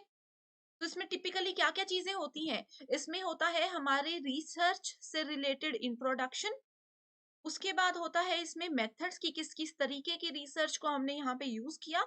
उसके बाद आता है कि रिसर्च के मेथड्स यूज करने के बाद क्या हमारे पास रिजल्ट आया एंड फिर उससे रिलेटेड डिस्कशन आती है कि जो काम हमने यहाँ पे किया वो बेनिफिशियल है, उससे रिलेटेड हमें कोई फायदा हो सकता है या नहीं हो सकता। तो ये सारी चीजें रिसर्च आर्टिकल के अंदर आती है। इसका बेनिफिट क्या होता है कि मान लीजिए कि मैंने 2019 में किसी भी सोशल प्रॉब्लम को लेकर के रिसर्च की। अब 2023 में मेरे स्टूडेंट्स जो ये वीडियो देख रहे हैं उनका यूजीसी नेट जेआरएफ क्वालिफाई हो जाएगा एंड वो लोग भी मान लीजिए सेम ही सोशल प्रॉब्लम प्रॉब्लम पर रिसर्च करने के बारे में सोच रहे हैं। तो आपको अगर देखना होगा कि अंकिता मैम ने कैसे रिसर्च किया था, क्या क्या प्रोसेस फॉलो किया था, तो आप मेरा रिसर्च आर्टिकल देख सकते हो, इससे आपको बेनिफिट हो जाएगा। तो ये इसका मेजर ऑब्जेक्टिव होता है। करेक्ट। सो आई होप ये टॉपिक आपको बिल्कुल समझ आ गया है। तो स्टूडेंट्स ये जो सीरीज में आपके लिए लेकर आई हूँ कि 20 मिनट्स में हम 20 कॉन्सेप्ट्स को कवर करेंगे। अगर आपको ये कॉन्सेप्ट समझ आ रहा है एंड आपको लगता है कि इससे आपके अच्छे से रिवीजन हो रही है एंड मैं इसको कंटिन्यू रखूं, तो आप मुझे जल्दी से कमेंट कर दीजिए ताकि मैं नेक्स्ट यूनिट्स जो है रिमेनिंग यूनिट्स उन पर भी इसी तरह की वीडियोस आपके लिए लेकर की मदद से कर सकते हो। नेक्स्ट आ जाता है फिर हमारे पास टॉपिक जिसका नाम है रिसर्च थीसिस। थीसिस जिसको कि डिसर्टेशन के नाम से भी जाना जाता है, हालांकि इन दोनों में थोड़ा सा डिफरेंस होता है। क्या डिफरेंस होता है स्टूडेंट्स, ये होमवर्क है। थीसिस और डिसर्टेशन में क्या डिफरेंस होता है ये मुझे जल्दी से कमेंट करके आप लोग बता दीजिए। अगर आपको आता है तो भी बताइए, नहीं आता है तो भी बताइए, इस पे एक शॉर्ट वीडियो में लेकर आऊंगी। थीसिस और डिसर्टेशन एक टेक्स्ट होता है that describes the author's work and result in support of an application for an academic degree or professional qualification. So as a researcher आप लोग जिस जिस भी काम पर रिसर्च कर रहे हो, जिस भी टॉपिक पर रिसर्च कर रहे हो, उसकी आपकी क्या रिपोर्ट आई, क्या आपने रिसर्च किया, ठीक है, उससे रिलेटेड एक एप्लीकेशन टाइप होता है जिसकी बेसिस पे आप लोगों को अपनी पीएचडी की डिग्री प्रोवाइड करवाई जाती है। ठीक है, सो ये होता है रिसर्च थीसिस। अगर हम सिंपल लैंग्वेज में बोले, thesis is your proposed answer to your research question which you finalise only after completing the research. Research complete होने के बाद ही इसको फाइनलाइज किया जाएगा, एंड इसी को देख करके आप लोगों की डिग्री आपको मिलती है। नेक्स्ट आ जाता है the two most important and commonly use formatting styles. ठीक है, सो अब देखो, रिसर्च थीसिस या रिसर्च में जो कुछ भी चीजें होती है उसको कैसे लिखा जाता है, उसके दो फॉर्मेट्स होते हैं, एमएलए और एपीए। जनरली ये दोनों फॉर्मेट सिर्फ एग्जाम के लिए इंपॉर्टेंट है, जब एक्चुअल में आप लोग पीएचडी करने जाओगे तो वहां पे स्टूडेंट्स, आप लोग जिस भी यूनिवर्सिटी से पीएचडी करते हो वही आपको फॉर्मेट बताते हैं। सो एमएलए का फॉर्मेट फुल फॉर्म है मॉडर्न लैंग्वेज एसोसिएशन, एपीए का मतलब है अमेरिकन साइकोलॉजिकल एसोसिएशन। करेक्ट। सो ये क्या होता है, वर्क साइटेड होता है, रेफरेंस लिस्ट होती है। सो इसमें आपको यही याद रखना है। नेक्स्ट है डिफरेंट टाइप्स ऑफ रिसर्च, जिसमें कि पहला आता है फंडामेंटल, जिसको कि बेसिक रिसर्च बोला जाता है, एंड इसको हम लोग प्योर रिसर्च भी बोलते हैं, जिसमें सिर्फ हम नॉलेज को कलेक्ट करते हैं, कहीं यूज नहीं करते। Then we have applied research. Applied research किसी भी पर्टिकुलर क्वेश्चन के सॉल्यूशन को ढूंढने के लिए यूज किया जाता है। एंड एक्शन रिसर्च होता है सिर्फ सॉल्यूशन ढूंढना नहीं, इमीडिएट कहीं पे हम लोगों को अगर एक्शन लेना है तो उसके लिए एक्शन रिसर्च यूज होता है। जैसे मेरे सामने कोई प्रॉब्लम आ गई है, मैं इसका सॉल्यूशन ढूंढूंगी, सिर्फ दिमाग में नहीं सोचूंगी, उसको एक्चुअल में हम यूज करेंगे, एक्चुअल में प्रैक्टिकल करके देखेंगे। Then we have qualitative and quantitative research. So qualitative, quantitative क्या करता है, नंबर्स के साथ डील करता है। Quantitative research deals with numbers, statisticals. And qualitative जो है डील करता है वर्ड्स के साथ एंड उन वर्ड्स के मीनिंग्स के साथ। Then we have deductive and inductive research. Deductive क्या होता है, अपर लेवल से नीचे के लेवल पे आएंगे तो वो डिडक्टिव होगा, नीचे के लेवल से ऊपर के लेवल पे जाएंगे तो वो इंडक्टिव होगा। करेक्ट। सो इंडक्टिव रीजनिंग की अगर पहले बात करें, inductive reasoning aims at developing theory. तो थ्योरी डेवलपमेंट की कहीं पे बात आती है तो वो हम इंडक्टिव रीजनिंग की बात करते हैं। जबकि डिडक्टिव रीजनिंग किस पे फोकस करता है, ये उसकी टेस्टिंग पे फोकस करता है, जो एग्जिस्टिंग थ्योरी है उसकी टेस्टिंग पे फोकस करता है डिडक्टिव रीजनिंग। नेक्स्ट आ जाता है फिर हमारे पास सैम्पलिंग। सो सैम्पलिंग क्या होता है, सैम्पलिंग, अब देखो, मान लीजिए मुझे अपने रिसर्च के लिए लोगों से ओवरव्यू लेने हैं, लोगों के रिव्यूज लेने हैं, एंड मैं रिसर्च के लिए किसी सोशल प्रॉब्लम की रिसर्च के लिए चली गई किसी कॉलेज में जहाँ पे 10,000 स्टूडेंट्स थे। तो अब 10,000 स्टूडेंट से क्वेश्चंस पूछना तो पॉसिबल नहीं है। तो हम क्या करते हैं, 10,000 में से 100 स्टूडेंट्स को सिलेक्ट करेंगे। तो वो किस बेसिस पे सिलेक्ट किया जाता है, ये हो गया सैंपल। ठीक है, 10,000 क्या टोटल पॉपुलेशन है, 100 क्या है, सैंपल है। तो दो तरीके से उसको किया जाता है, एक होता है प्रोबेबिलिटी, एक होता है नॉन प्रोबेबिलिटी। तो इनके नाम आपको याद होने चाहिए, कन्वीनियंस, जजमेंटल जिसको पर्पसिव भी बोलते हैं, snowball and quota sampling. Probability में आता है stratified, systematic, cluster and simple random sampling. Detailed video इस टॉपिक पर मैं लेकर के ऑलरेडी आई हूँ, अगर आपने वो नहीं देखी है तो मुझे कमेंट कीजिए, मैं आपके साथ शेयर कर दूंगी। Then we have hypothesis. Hypothesis का मतलब परिकल्पना करना। अब किसी प्रॉब्लम में मैं फंस गई, उसके सॉल्यूशन के लिए डायरेक्टली तो मैं किसी ट्रैक पे नहीं चल पड़ती हूँ, पहले हम आइडिया लगाते हैं ना कि मैं ये करूं या फिर मैं ये काम करूं कि मेरे को सॉल्यूशन मिल जाएगा, तो इस चीज को बोलते हैं परिकल्पना करना। सो परिकल्पना का एग्जैक्ट अगर हम लोग देखें तो ये बहुत इंपॉर्टेंट होता है, रिसर्च में किसी प्रॉब्लम में फंस गए तो हमें सॉल्यूशन तक जाने के लिए देखना पड़ता है कि ये प्रैक्टिकल करें, ये प्रैक्टिकल करें, या ये फिर प्रैक्टिकल अप्रोच को ट्राई करें। सो परिकल्पना बेसिकली टेस्टिंग जरूरी होती है हाइपोथेसिस की, जिसमें दो चीजें होती है, null hypothesis and alternative hypothesis. Testing की बाद में बात करेंगे, दो टाइप्स है, नल एंड अल्टरनेटिव। तो नल क्या बोलता है, नल बोलता है नो डिफरेंस। नल बोलता है कि बॉयज एंड गर्ल्स के बीच में कभी कोई डिफरेंस नहीं है, they both are always equal. ये एक एग्जाम्पल है नल हाइपोथेसिस का, कि नो डिफरेंस होता है हर एक चीज में, बॉयज गर्ल्स इक्वल है, ब्लैक एंड व्हाइट इक्वल है, ये ऐसे बोलता है। ऑल्टरनेटिव हाइपोथेसिस क्या करता है, ये प्रॉपर तरीके से बताता है कि एग्जैक्टली किस तरह से काम चल रहा है। ठीक है, अगर हम लोग नल को एक्सेप्ट कर लेते हैं तो बहुत अच्छी बात है। इन केस अगर हम लोग नल हाइपोथेसिस को एक्सेप्ट नहीं करते तो हमारे पास सिर्फ ऑल्टरनेटिव हाइपोथेसिस को ही एक्सेप्ट करने का ऑप्शन रहता है, जिसको कि वैकल्पिक परिकल्पना के नाम से जाना जाता है। Correct. So alternative hypothesis states your research prediction of an effect or relationship। ये बोलता है कि 2 चीज़ों के बीच में डिफरेंस होता है। सो नेक्स्ट अगर हम लोग बात करें टाइप 1 एंड टाइप 2 एरर की, तो इसको समझाने के लिए यहाँ पे मैं आप लोगों को बताती हूँ कि टाइप 1 एरर क्या होता है। तो टाइप 1 एरर को बोला जाता है false positive and type 2 error को बोला जाता है फॉल्स नेगेटिव। करेक्ट? सो अगर हम लोग यहाँ पे आप देखो, टेस्ट रिजेक्ट्स नल, अगर हम लोग नल हाइपोथेसिस को रिजेक्ट कर देते हैं, ठीक है, हमने क्या कर दिया, नल हाइपोथेसिस था उसको हमने रिजेक्ट कर दिया, लेकिन एक्चुअल में वो ट्रू था, ट्रू हाइपोथेसिस को हमने गलती से रिजेक्ट कर दिया, तो वो टाइप 1 एरर है जिसको कि फॉल्स पॉजिटिव बोला जाता है। तो इस तरह से इस टेबल पे आप देख सकते हो। उसी के साथ अगर हम लोग नल हाइपोथेसिस को फॉल्स कर देते हैं जबकि वो करेक्ट था, तो वो इफेक्टिव एग्जिस्टेंस के अंदर आता है। टेस्ट एक्सेप्ट्स नल, जब हम नल हाइपोथेसिस को एक्सेप्ट कर देते हैं तो वो करेक्ट डिसीजन होता है, जिससे एक्स्ट्रा कोई फर्क नहीं पड़ता, एंड वो टाइप 2 एरर होता है जिसको कि फॉल्स नेगेटिव के नाम से जाना जाता है। Next we have research ethics. और रिसर्च की नैतिकताएं होती हैं। रिसर्च की नैतिकताओं में कुछ चीजें इंपॉर्टेंट होती है, जैसे कि हम लोगों को ऑनेस्टी रखनी चाहिए, ईमानदारी के साथ रिसर्च करनी चाहिए, जो हमारा डेटा आया है, जो हमारा रिजल्ट आया है, उसमें मिलावट नहीं करनी चाहिए। कई बार क्या होता है, मान लीजिए वो बोलते हैं कि रिसर्च करके आओ एंड उसका मिनिमम एवरेज पॉइंट 0.05 होना चाहिए, एंड मेरा आ गया 0.03। तो रिसर्च एथिक्स हमें बोलता है कि जो आपका रिजल्ट आया है आप उसी को यूज करो, यहाँ पे थोड़ी सी भी मिलावट या बेईमानी नहीं करनी है। तो इसी तरह से रिसर्च एथिक्स के कुछ रूल्स होते हैं जिनको ध्यान में रखते हुए हमें काम करना है। जो रिसर्च हम कर रहे हैं उसको कॉन्फिडेंशियल रखना है, थोड़ा प्राइवेट रखना है, हर एक चीज सबके साथ शेयर नहीं करनी है। या फिर अगर हम किसी के पुराने रिसर्च से मदद मदद ले रहे हैं, उनकी थीसिस या पेपर से मदद ले रहे हैं, तो वहां पर भी हमें झूठ नहीं बोलना है कि हमने ये खुद किया। हमें वहां पे एज इट इज लिखना है कि हमने कहीं से मदद ली है। ऐसे छोटे छोटे रूल्स होते हैं जो कि रिसर्च एथिक्स के अंदर आते हैं, कि हम लोगों को यहाँ पे लॉयल रहना है, रिस्पेक्टफुल रहना है, ट्रांसपेरेंसी होनी चाहिए, ठीक है, फेयरनेस होनी चाहिए, लीडरशिप होनी चाहिए। ये सब चीजें आती है रिसर्च एथिक्स के अंदर।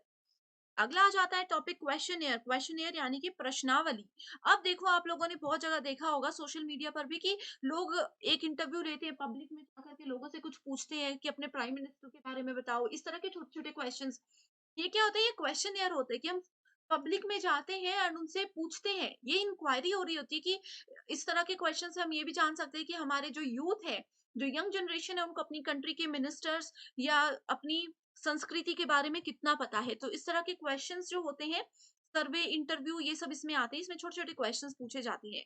देन वी हैव क्वेश्चन के types, close ended and open ended questions. So close ended questions क्या होते हैं, जिसमें कि सिर्फ किसी से यस और नो, ट्रू और फॉल्स, इस तरह के क्वेश्चंस पूछे जाते हैं। ओपन एंडेड होता है किसी से पूरा रीजन अगर हम मांगते हैं कि ये क्यों हुआ। अगर मैं आपसे रीजन मांगू कि आपको ये क्लास पसंद आ रही है एंड आप सिर्फ आंसर दे रहे हो यस या नो में, तो वो क्लोज एंडेड क्वेश्चन हो गए। अगर मैं आपको पूछूं कि आपको ये क्लास पसंद आ रही है, इसका सबसे अच्छा कारण बताइए कि आपको इस क्लास में सबसे अच्छा क्या लगा, तो वो हो गया ओपन एंडेड क्वेश्चन, जिसका आंसर आप मुझे कमेंट करके बताओगे कि आपको इस क्लास में क्या अच्छा लगा या क्या बुरा लगा। करेक्ट? नेक्स्ट है हमारे पास वेरिएबल्स। वेरिएबल्स क्या होते हैं, वेरिएबल कुछ भी हो सकता है, कोई पर्सन, कोई प्लेस, कोई जगह, कोई सामान, कुछ भी हो सकता है। दो वेरिएबल है ए एंड बी। ये वेरिएबल अगर एक दूसरे पर निर्भर है कि अगर मैं एक को डिलीट कर दूं तो दूसरा भी खत्म हो जाएगा, तो वो होते हैं डिपेंडेंट वेरिएबल, यानी कि निर्भर चर। ठीक है, अगर मैं एक को डिलीट कर देती हूँ दूसरे को इससे कोई फर्क नहीं पड़ता, तो ये होते हैं इंडिपेंडेंट वेरिएबल, यानी कि स्वतंत्र चर। तो ये होते हैं वेरिएबल्स जो कि आपको पता होने चाहिए। एंड वेरिएबल्स पे रिलेटेड एक प्रीवियस ईयर क्वेश्चंस मैंने आपके साथ शेयर किया है, जो कि एग्जाम में जरूर आएगा ही आएगा। Then we have position paper. Position paper क्या होता है, ये ऐसा होता है जिसमें कि it is an essay that presents an arguable opinion about an issue. किसी प्रॉब्लम को लेकर के कोई ओपिनियन है, कोई हाईलाइटेड इशू है, उसके बारे में यहाँ पे लिखा जाता है। टिपिकली ये किस पे काम करता है, कोई भी पॉलिटिक्स है, लॉ से रिलेटेड है, एकेडमिक से रिलेटेड है, इस तरह की जो चीजें होती हैं उनके लिए पोजीशन पेपर को जनरली यूज किया जाता है। सो कम्युनिकेशन, जिसको कि हिंदी में संचार बोला जाता है, इसका मतलब होता है एक्सचेंज ऑफ आइडियाज। अब मेरा नाम है अंकिता, मैं आप लोगों की कौन हूँ, मैं आप लोगों की टीचर हूँ। आप एबीसी नाम के कोई भी मेरे स्टूडेंट्स हो, ठीक है। सो मैं अपने आइडियाज, अपनी इंफॉर्मेशन, अपना नॉलेज अगर आप लोगों के साथ शेयर कर रही हूँ, तो उस चीज को बोला जाता है कम्युनिकेशन।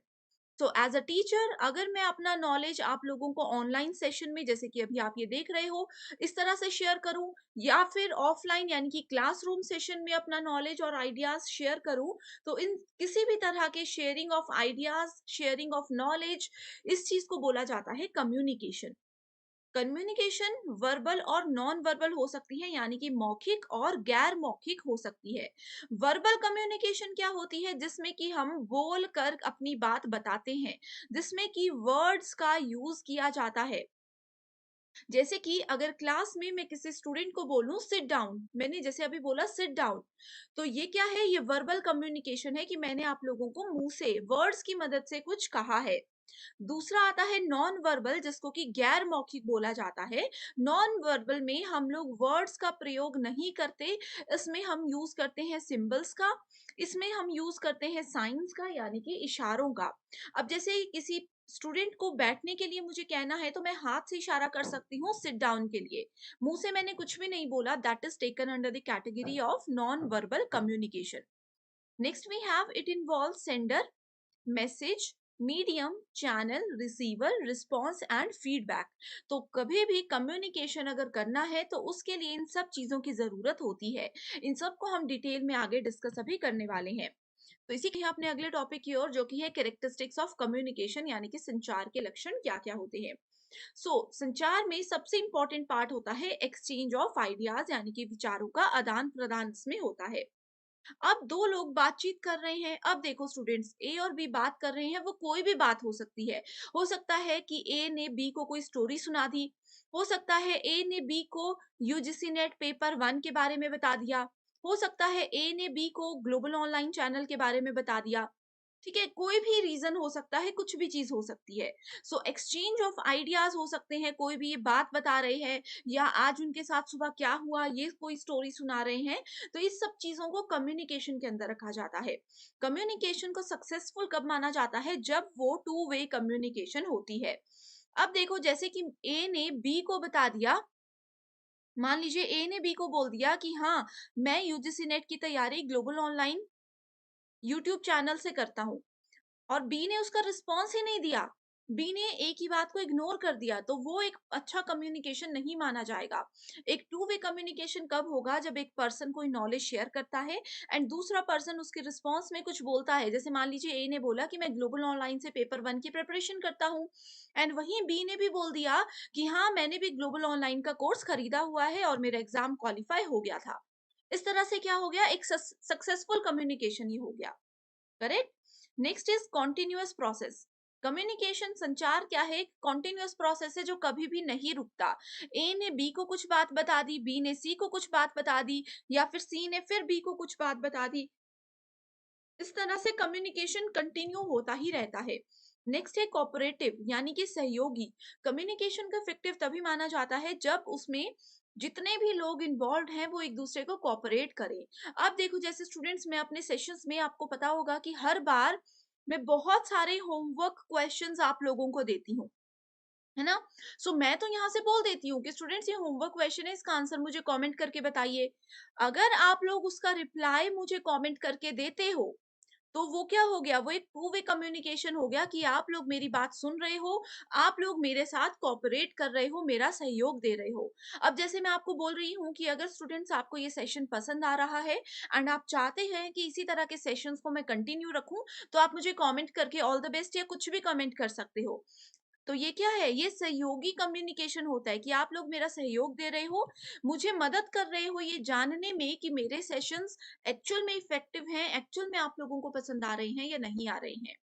नेक्स्ट है क्लियर और कंसाइज, स्पष्ट और संक्षिप्त, यानी कि जो बात है उस बात को बिल्कुल क्लियरली उसका मतलब बताना। आपने देखा होगा बातचीत करते समय कई बार क्या होता है, मैं किसी और तरीके से आपको कुछ बात बता रही हूँ, आप उसका कुछ और ही मीनिंग निकाल लोगे।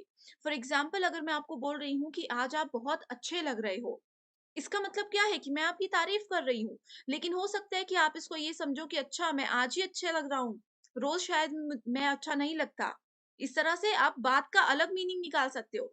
तो जो भी कम्युनिकेशन करते हैं, उसमें आपकी बात बिल्कुल क्लियर होनी चाहिए, कंसाइज होनी चाहिए। कंसाइज का मतलब ये होता है कि जो मेन बात है वो बताओ। कई लोग आपने देखा होगा बात करते करते टॉपिक कुछ और होता है, वो बातों बातों में कहीं और से और ही निकल जाते हैं।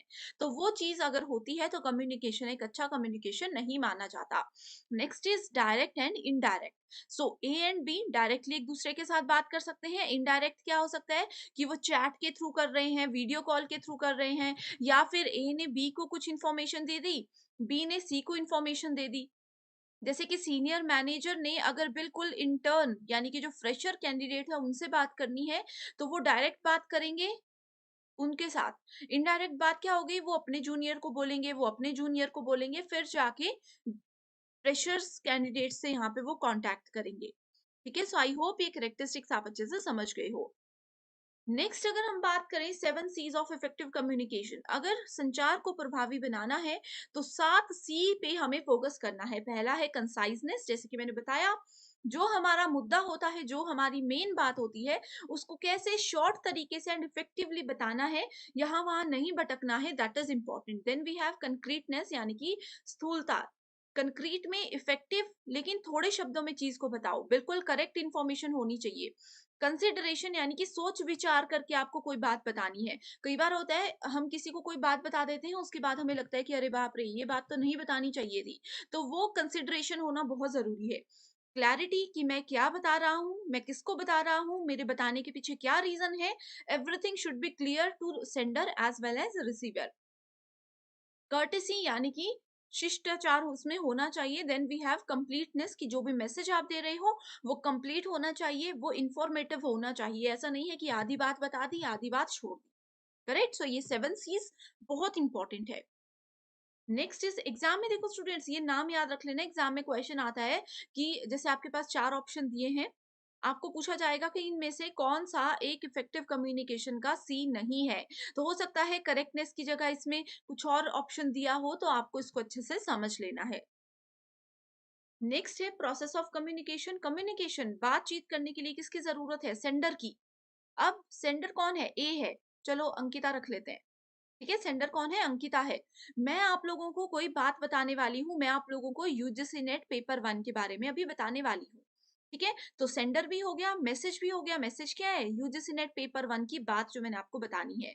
एनकोडिंग क्या हो गया, अब एनकोडिंग का मतलब ये है कि मैं किस लैंग्वेज में आपको बताऊं, हिंदी में बताऊं, इंग्लिश में बताऊं, मराठी में बताऊं, या जिस भी लैंग्वेज में मैं बोल सकती हूँ, मेरी जो रीजनल लैंग्वेज है उसमें बताऊं, तो वो एनकोडिंग हो गया।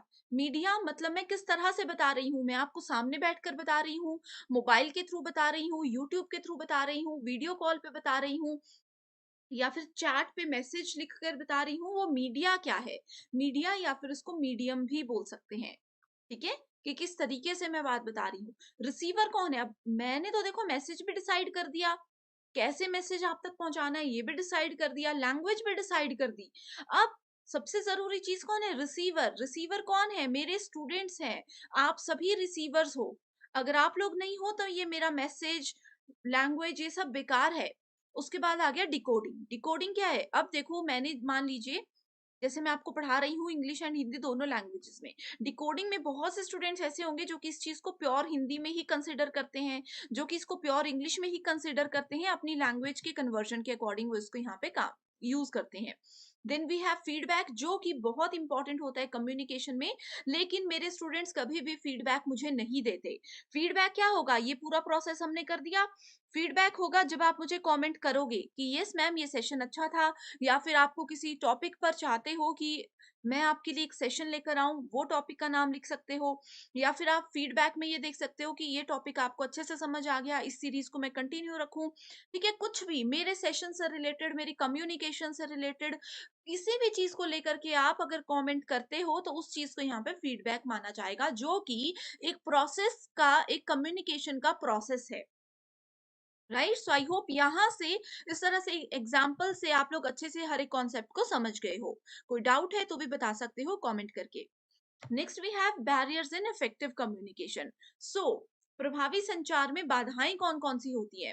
अंकिता मैम, फिर से सेम एग्जांपल मैं ले रही हूँ, अंकिता मैम ने अपने यूजीसी नेट पेपर 1 स्टूडेंट्स को बहुत इंपॉर्टेंट इंफॉर्मेशन बतानी थी, लेकिन बीच में क्या हो गया, बैरियर्स आ गए।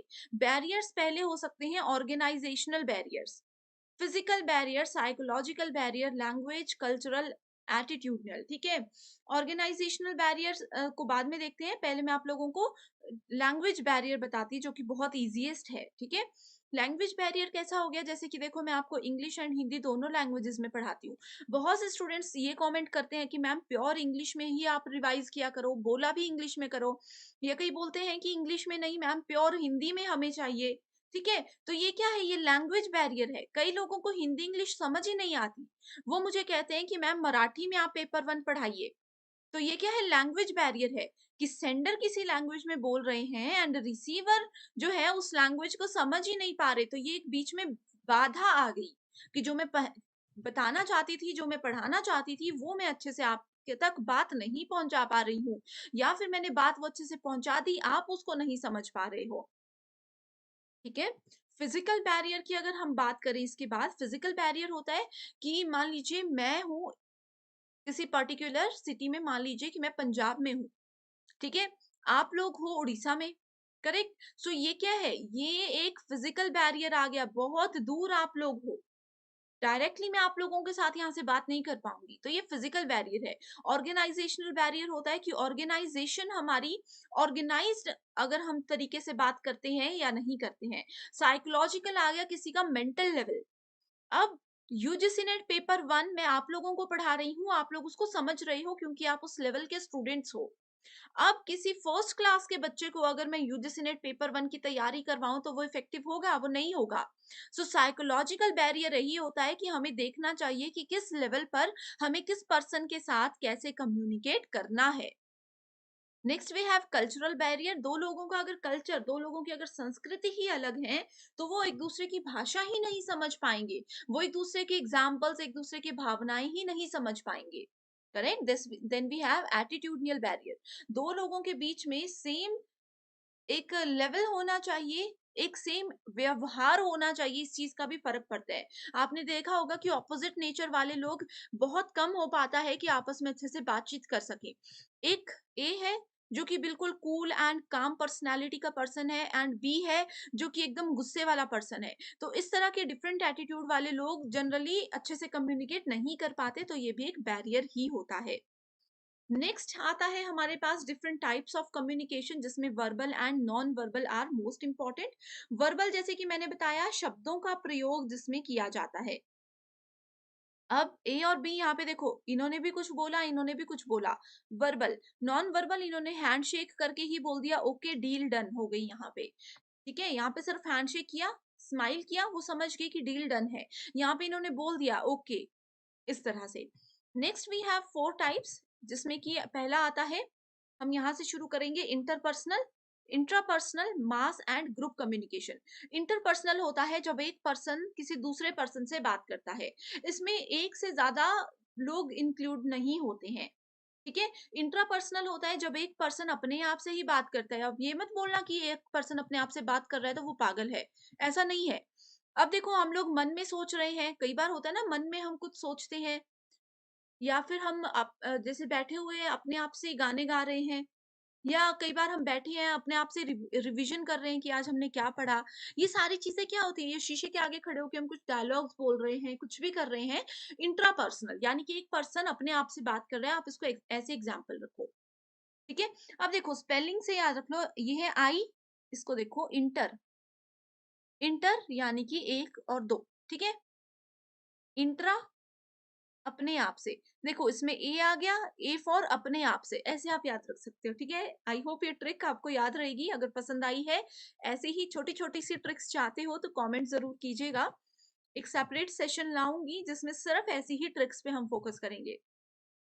Then we have group communication, जिसमें जैसे कि मीटिंग है, ग्रुप में ये बहुत सारे लोग हैं, सबको पूरा अधिकार है बोलने का, सब अपने आइडियाज शेयर कर सकते हैं, नॉलेज शेयर कर सकते हैं। मास कम्युनिकेशन क्या होता है, इस तरह के कम्युनिकेशन में एक इंसान बोलता है एंड बहुत से लोग सुनते हैं। जैसे कि आपने मोदी जी का भाषण सुना होगा, वो सिर्फ स्टेज पे रह करके बोलते हैं और पूरी दुनिया सुनती है। कुछ लोग न्यूज़ चैनल पे सुनते हैं, कुछ लोग लाइव सुन रहे होते हैं, ठीक है, कुछ लोग अपने मोबाइल फ़ोन्स में सुनते हैं, तो ये क्या है, मास कम्युनिकेशन है। अब देखो स्टूडेंट्स, जैसे कि ये वाला हमारा सेशन चल रहा है, ये भी क्या है, कम्युनिकेशन है। तो इन चारों में से कौन से टाइप की कम्युनिकेशन इस समय हमारे सेशन में चल रही है, ये मुझे कमेंट करके बताइए। मैं आपको वहीं पे बताऊंगी कि आपका आंसर सही है या गलत है। Next we have horizontal, vertical and diagonal. ठीक है। सबसे पहला ये वाला जो कम्युनिकेशन है ये है वर्टिकल कम्युनिकेशन। जब मान लीजिए किसी कंपनी के एचआर किसी फ्रेशर एम्प्लॉय के साथ बात कर रहे हैं, यानी कि अपर लेवल के जो एम्प्लॉय है वो किसी जूनियर लेवल के एम्प्लॉय से बात कर रहे हैं। ठीक है। Next we have horizontal. Horizontal communication, horizontal में क्या होता है, इक्वल लेवल पे बात करते हैं। मान लीजिए हमारे पास जैसे हमारी कंपनी में अलग अलग वर्टिकल्स हैं। एक सेक्शन है जो कि यूजीसी नेट की तैयारी करवाते हैं, एक सेक्शन है जो कि महाराष्ट्र सेट की तैयारी करवाते हैं। ठीक है। मान लीजिए एक सेशन है जो कि पीएचडी एंट्रेंस एग्जामिनेशन की तैयारी करवाते हैं। तो तीनों ही सेशंस के, तीनों ही वर्टिकल्स के जो एचआर हैं, ये आपस में अगर कम्युनिकेट करेंगे तो ये क्या हो जाएगा, ये हॉरिजॉन्टल कम्युनिकेशन हो जाएगा। Then we have diagonal communication. जैसे कि ये देखो यूजीसी नेट, एमएच सेट और पीएचडी, ये तीनों वर्टिकल्स के कैंडिडेट्स हैं, ये एचआर हैं। ठीक है। एंड यहाँ पे उनका जूनियर स्टाफ है। करेक्ट। ये क्या कर रहे हैं, मान लीजिए पीएचडी चैनल के एचआर ने यूजीसी नेट वाले किसी एजुकेटर से कोई बात कर ली। ठीक है। तो इस तरह से यहाँ पे कम्युनिकेशन होता है जिसको कि बोला जाता है diagonal communication. Next we have downward and upward communication. Downward same upper level से लोअर लेवल। जैसे कि स्कूल के प्रिंसिपल ने अपने स्कूल के स्टाफ से बात की, उन्होंने कोई नोटिस जारी किया जो कि उन्होंने डायरेक्टली स्टूडेंट्स को नहीं बताया, उन्होंने अपने स्कूल के स्टाफ को बता दिया। वो स्टाफ की आगे रिस्पॉन्सिबिलिटी है कि वो अपनी अपनी क्लास में जा करके स्टूडेंट्स को वो बात बताएं। सिमिलरली अगर स्टूडेंट्स को स्कूल के किसी भी मैनेजमेंट से रिलेटेड कोई इशू है तो स्टूडेंट्स डायरेक्टली प्रिंसिपल के पास नहीं जाएंगे, वो डर रहे हैं प्रिंसिपल को बताने से। तो वो क्या करेंगे, वो अपनी क्लास टीचर्स के पास बताएंगे, क्लास टीचर आपस में बात करेंगे एंड देन वो प्रिंसिपल के पास जाकर के बताएंगे कि बच्चों की ये क्वेरीज है। तो ये हो गया अपवर्ड एंड डाउनवर्ड, ऊपर की ओर और नीचे की ओर संचार ऐसे होता है। Next we have classroom communication. कक्षा में संचार क्या होता है, कक्षा में संचार एक टीचर और एक स्टूडेंट के बीच में होता है। इसमें क्या होता है, सबसे ज्यादा इंफॉर्मेशन शेयर होती है। क्लासरूम कम्युनिकेशन में नॉलेज को डेवलप किया जाता है। ठीक है। ज्ञान को बढ़ाना इसका मेजर उद्देश्य होता है। इसके अनुप्रयोग भी किया जाता है, इसका विश्लेषण भी किया जाता है, इवैल्यूएशन एबिलिटीज भी होती है। इवैल्यूएशन का मतलब क्या होता है, हमने टीचिंग एप्टीट्यूड में इसको डिटेल में डिस्कस किया है। मूल्यांकन बहुत जरूरी है।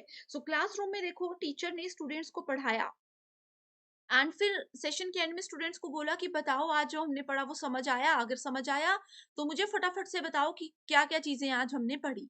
या फिर क्लास के एंड में स्टूडेंट्स टीचर को बताएंगे कि आज मैम आपने जो कुछ भी पढ़ाया हमें कुछ भी समझ नहीं आया, इसको आप कल फिर रिपीट कीजिएगा। ये सब क्या है, ये सब इवैल्यूएशन है, ये सब फीडबैक है। तो हमेशा कम्युनिकेशन जब टू वे होता है वो तभी क्लियर माना जाता है। वन वे कम्युनिकेशन में क्वेश्चंस नहीं पूछे जाते, डाउट्स क्लियरिंग सेशन जो है उसमें थोड़ी सी प्रॉब्लम रहती ही है। करेक्ट। ये होता है क्लासरूम। इसी के साथ अब शुरू करते हैं आईसीटी की बेसिक डेफिनेशन से। सबसे पहले स्टूडेंट्स आपको आईसीटी की फुल फॉर्म पता होनी चाहिए जो कि है information and communication technology. Information का मतलब क्या होता है, सूचना, कहीं से भी हमें सूचना मिलती है एंड इंटरनेट की मदद से हम लोग कम्युनिकेट कर सकते हैं, यानी कि संचार कर सकते हैं, बातचीत कर सकते हैं। एंड टेक्नोलॉजी की मदद से हम लोगों को कहीं जाने की जरूरत नहीं है, हम लोग घर बैठे ही इंफॉर्मेशन भी कलेक्ट कर सकते हैं एंड किसी से बातचीत यानी कि कम्युनिकेट भी कर सकते हैं। तो ये मतलब होता है इंफॉर्मेशन एंड कम्युनिकेशन टेक्नोलॉजी का। इसके अंदर internet, electronic devices, computer, radio, television या फिर लेटेस्ट टेक्नोलॉजीज जो भी हैं वो सारी चीजें आ जाती हैं। तो ये था हमारा पहला टॉपिक जिसमें हमने बेसिक। अब हमारा अगला टॉपिक है main four components of computer system. तो कंप्यूटर अगर आप लोग पहली बार पढ़ रहे हो तो स्टूडेंट्स आपको ये जानना बहुत जरूरी है कि कंप्यूटर के मेन कौन कौन से पार्ट्स होते हैं। तो इस तरह की जो स्क्रीन आपके सामने आती है ये होता है मॉनिटर। ठीक है। ये होता है keyboard. Then we have mouse. तो माउस भी दो तरह के होते हैं, एक वायर्ड एक wireless. Correct. Then we have speakers, यहाँ पे आप देख सकते हो। एंड यहाँ पे है ये सीपीयू, इसको कंप्यूटर लिखा हुआ है लेकिन ये क्या है, सीपीयू है। And here we have printer. Printer और स्पीकर्स को ऐड करना या नहीं करना ये आपकी अपनी रिक्वायरमेंट होती है। इसके अलावा keyboard, mouse, monitor and CPU, ये पार्ट्स कंपल्सरी होते हैं, इनमें से अगर एक भी पार्ट मिसिंग है तो हमारा कंप्यूटर अच्छे से काम नहीं करता।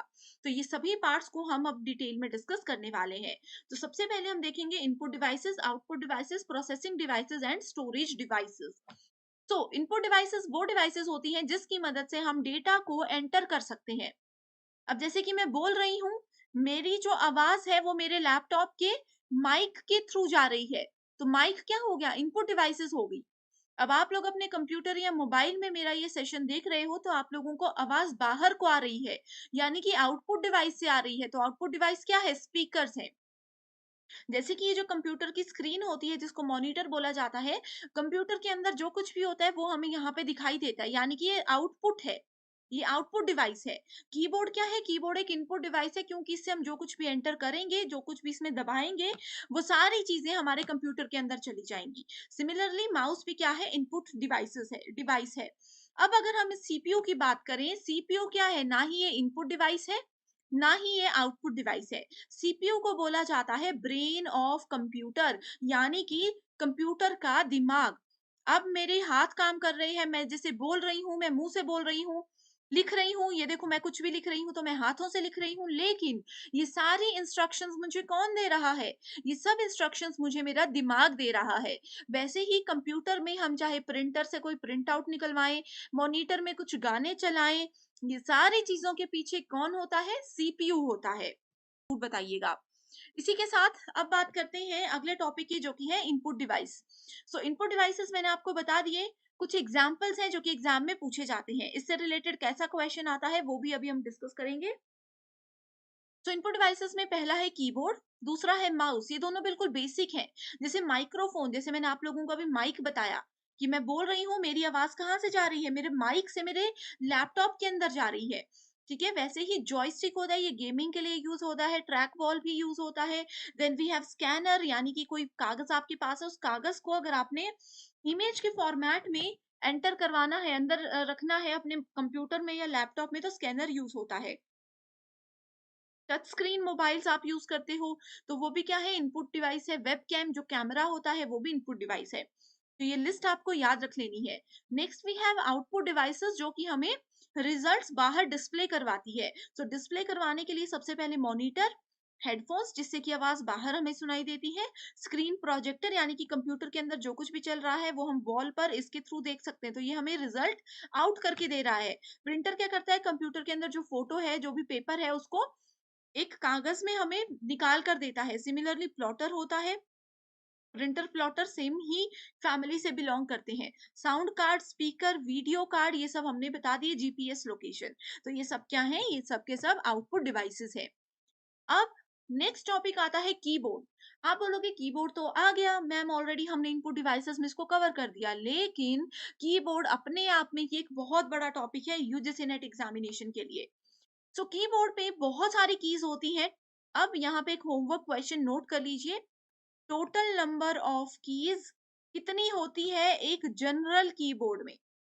ये क्वेश्चन 100% एग्जाम में आएगा। तो स्टूडेंट्स इसका आंसर मुझे आप कमेंट करके बताइए। अगर नहीं आता है तो भी कमेंट करके बता दीजिए कि मैम हमें इसका आंसर नहीं पता, तो मैं वहां पर ही आपको रिप्लाई करूंगी।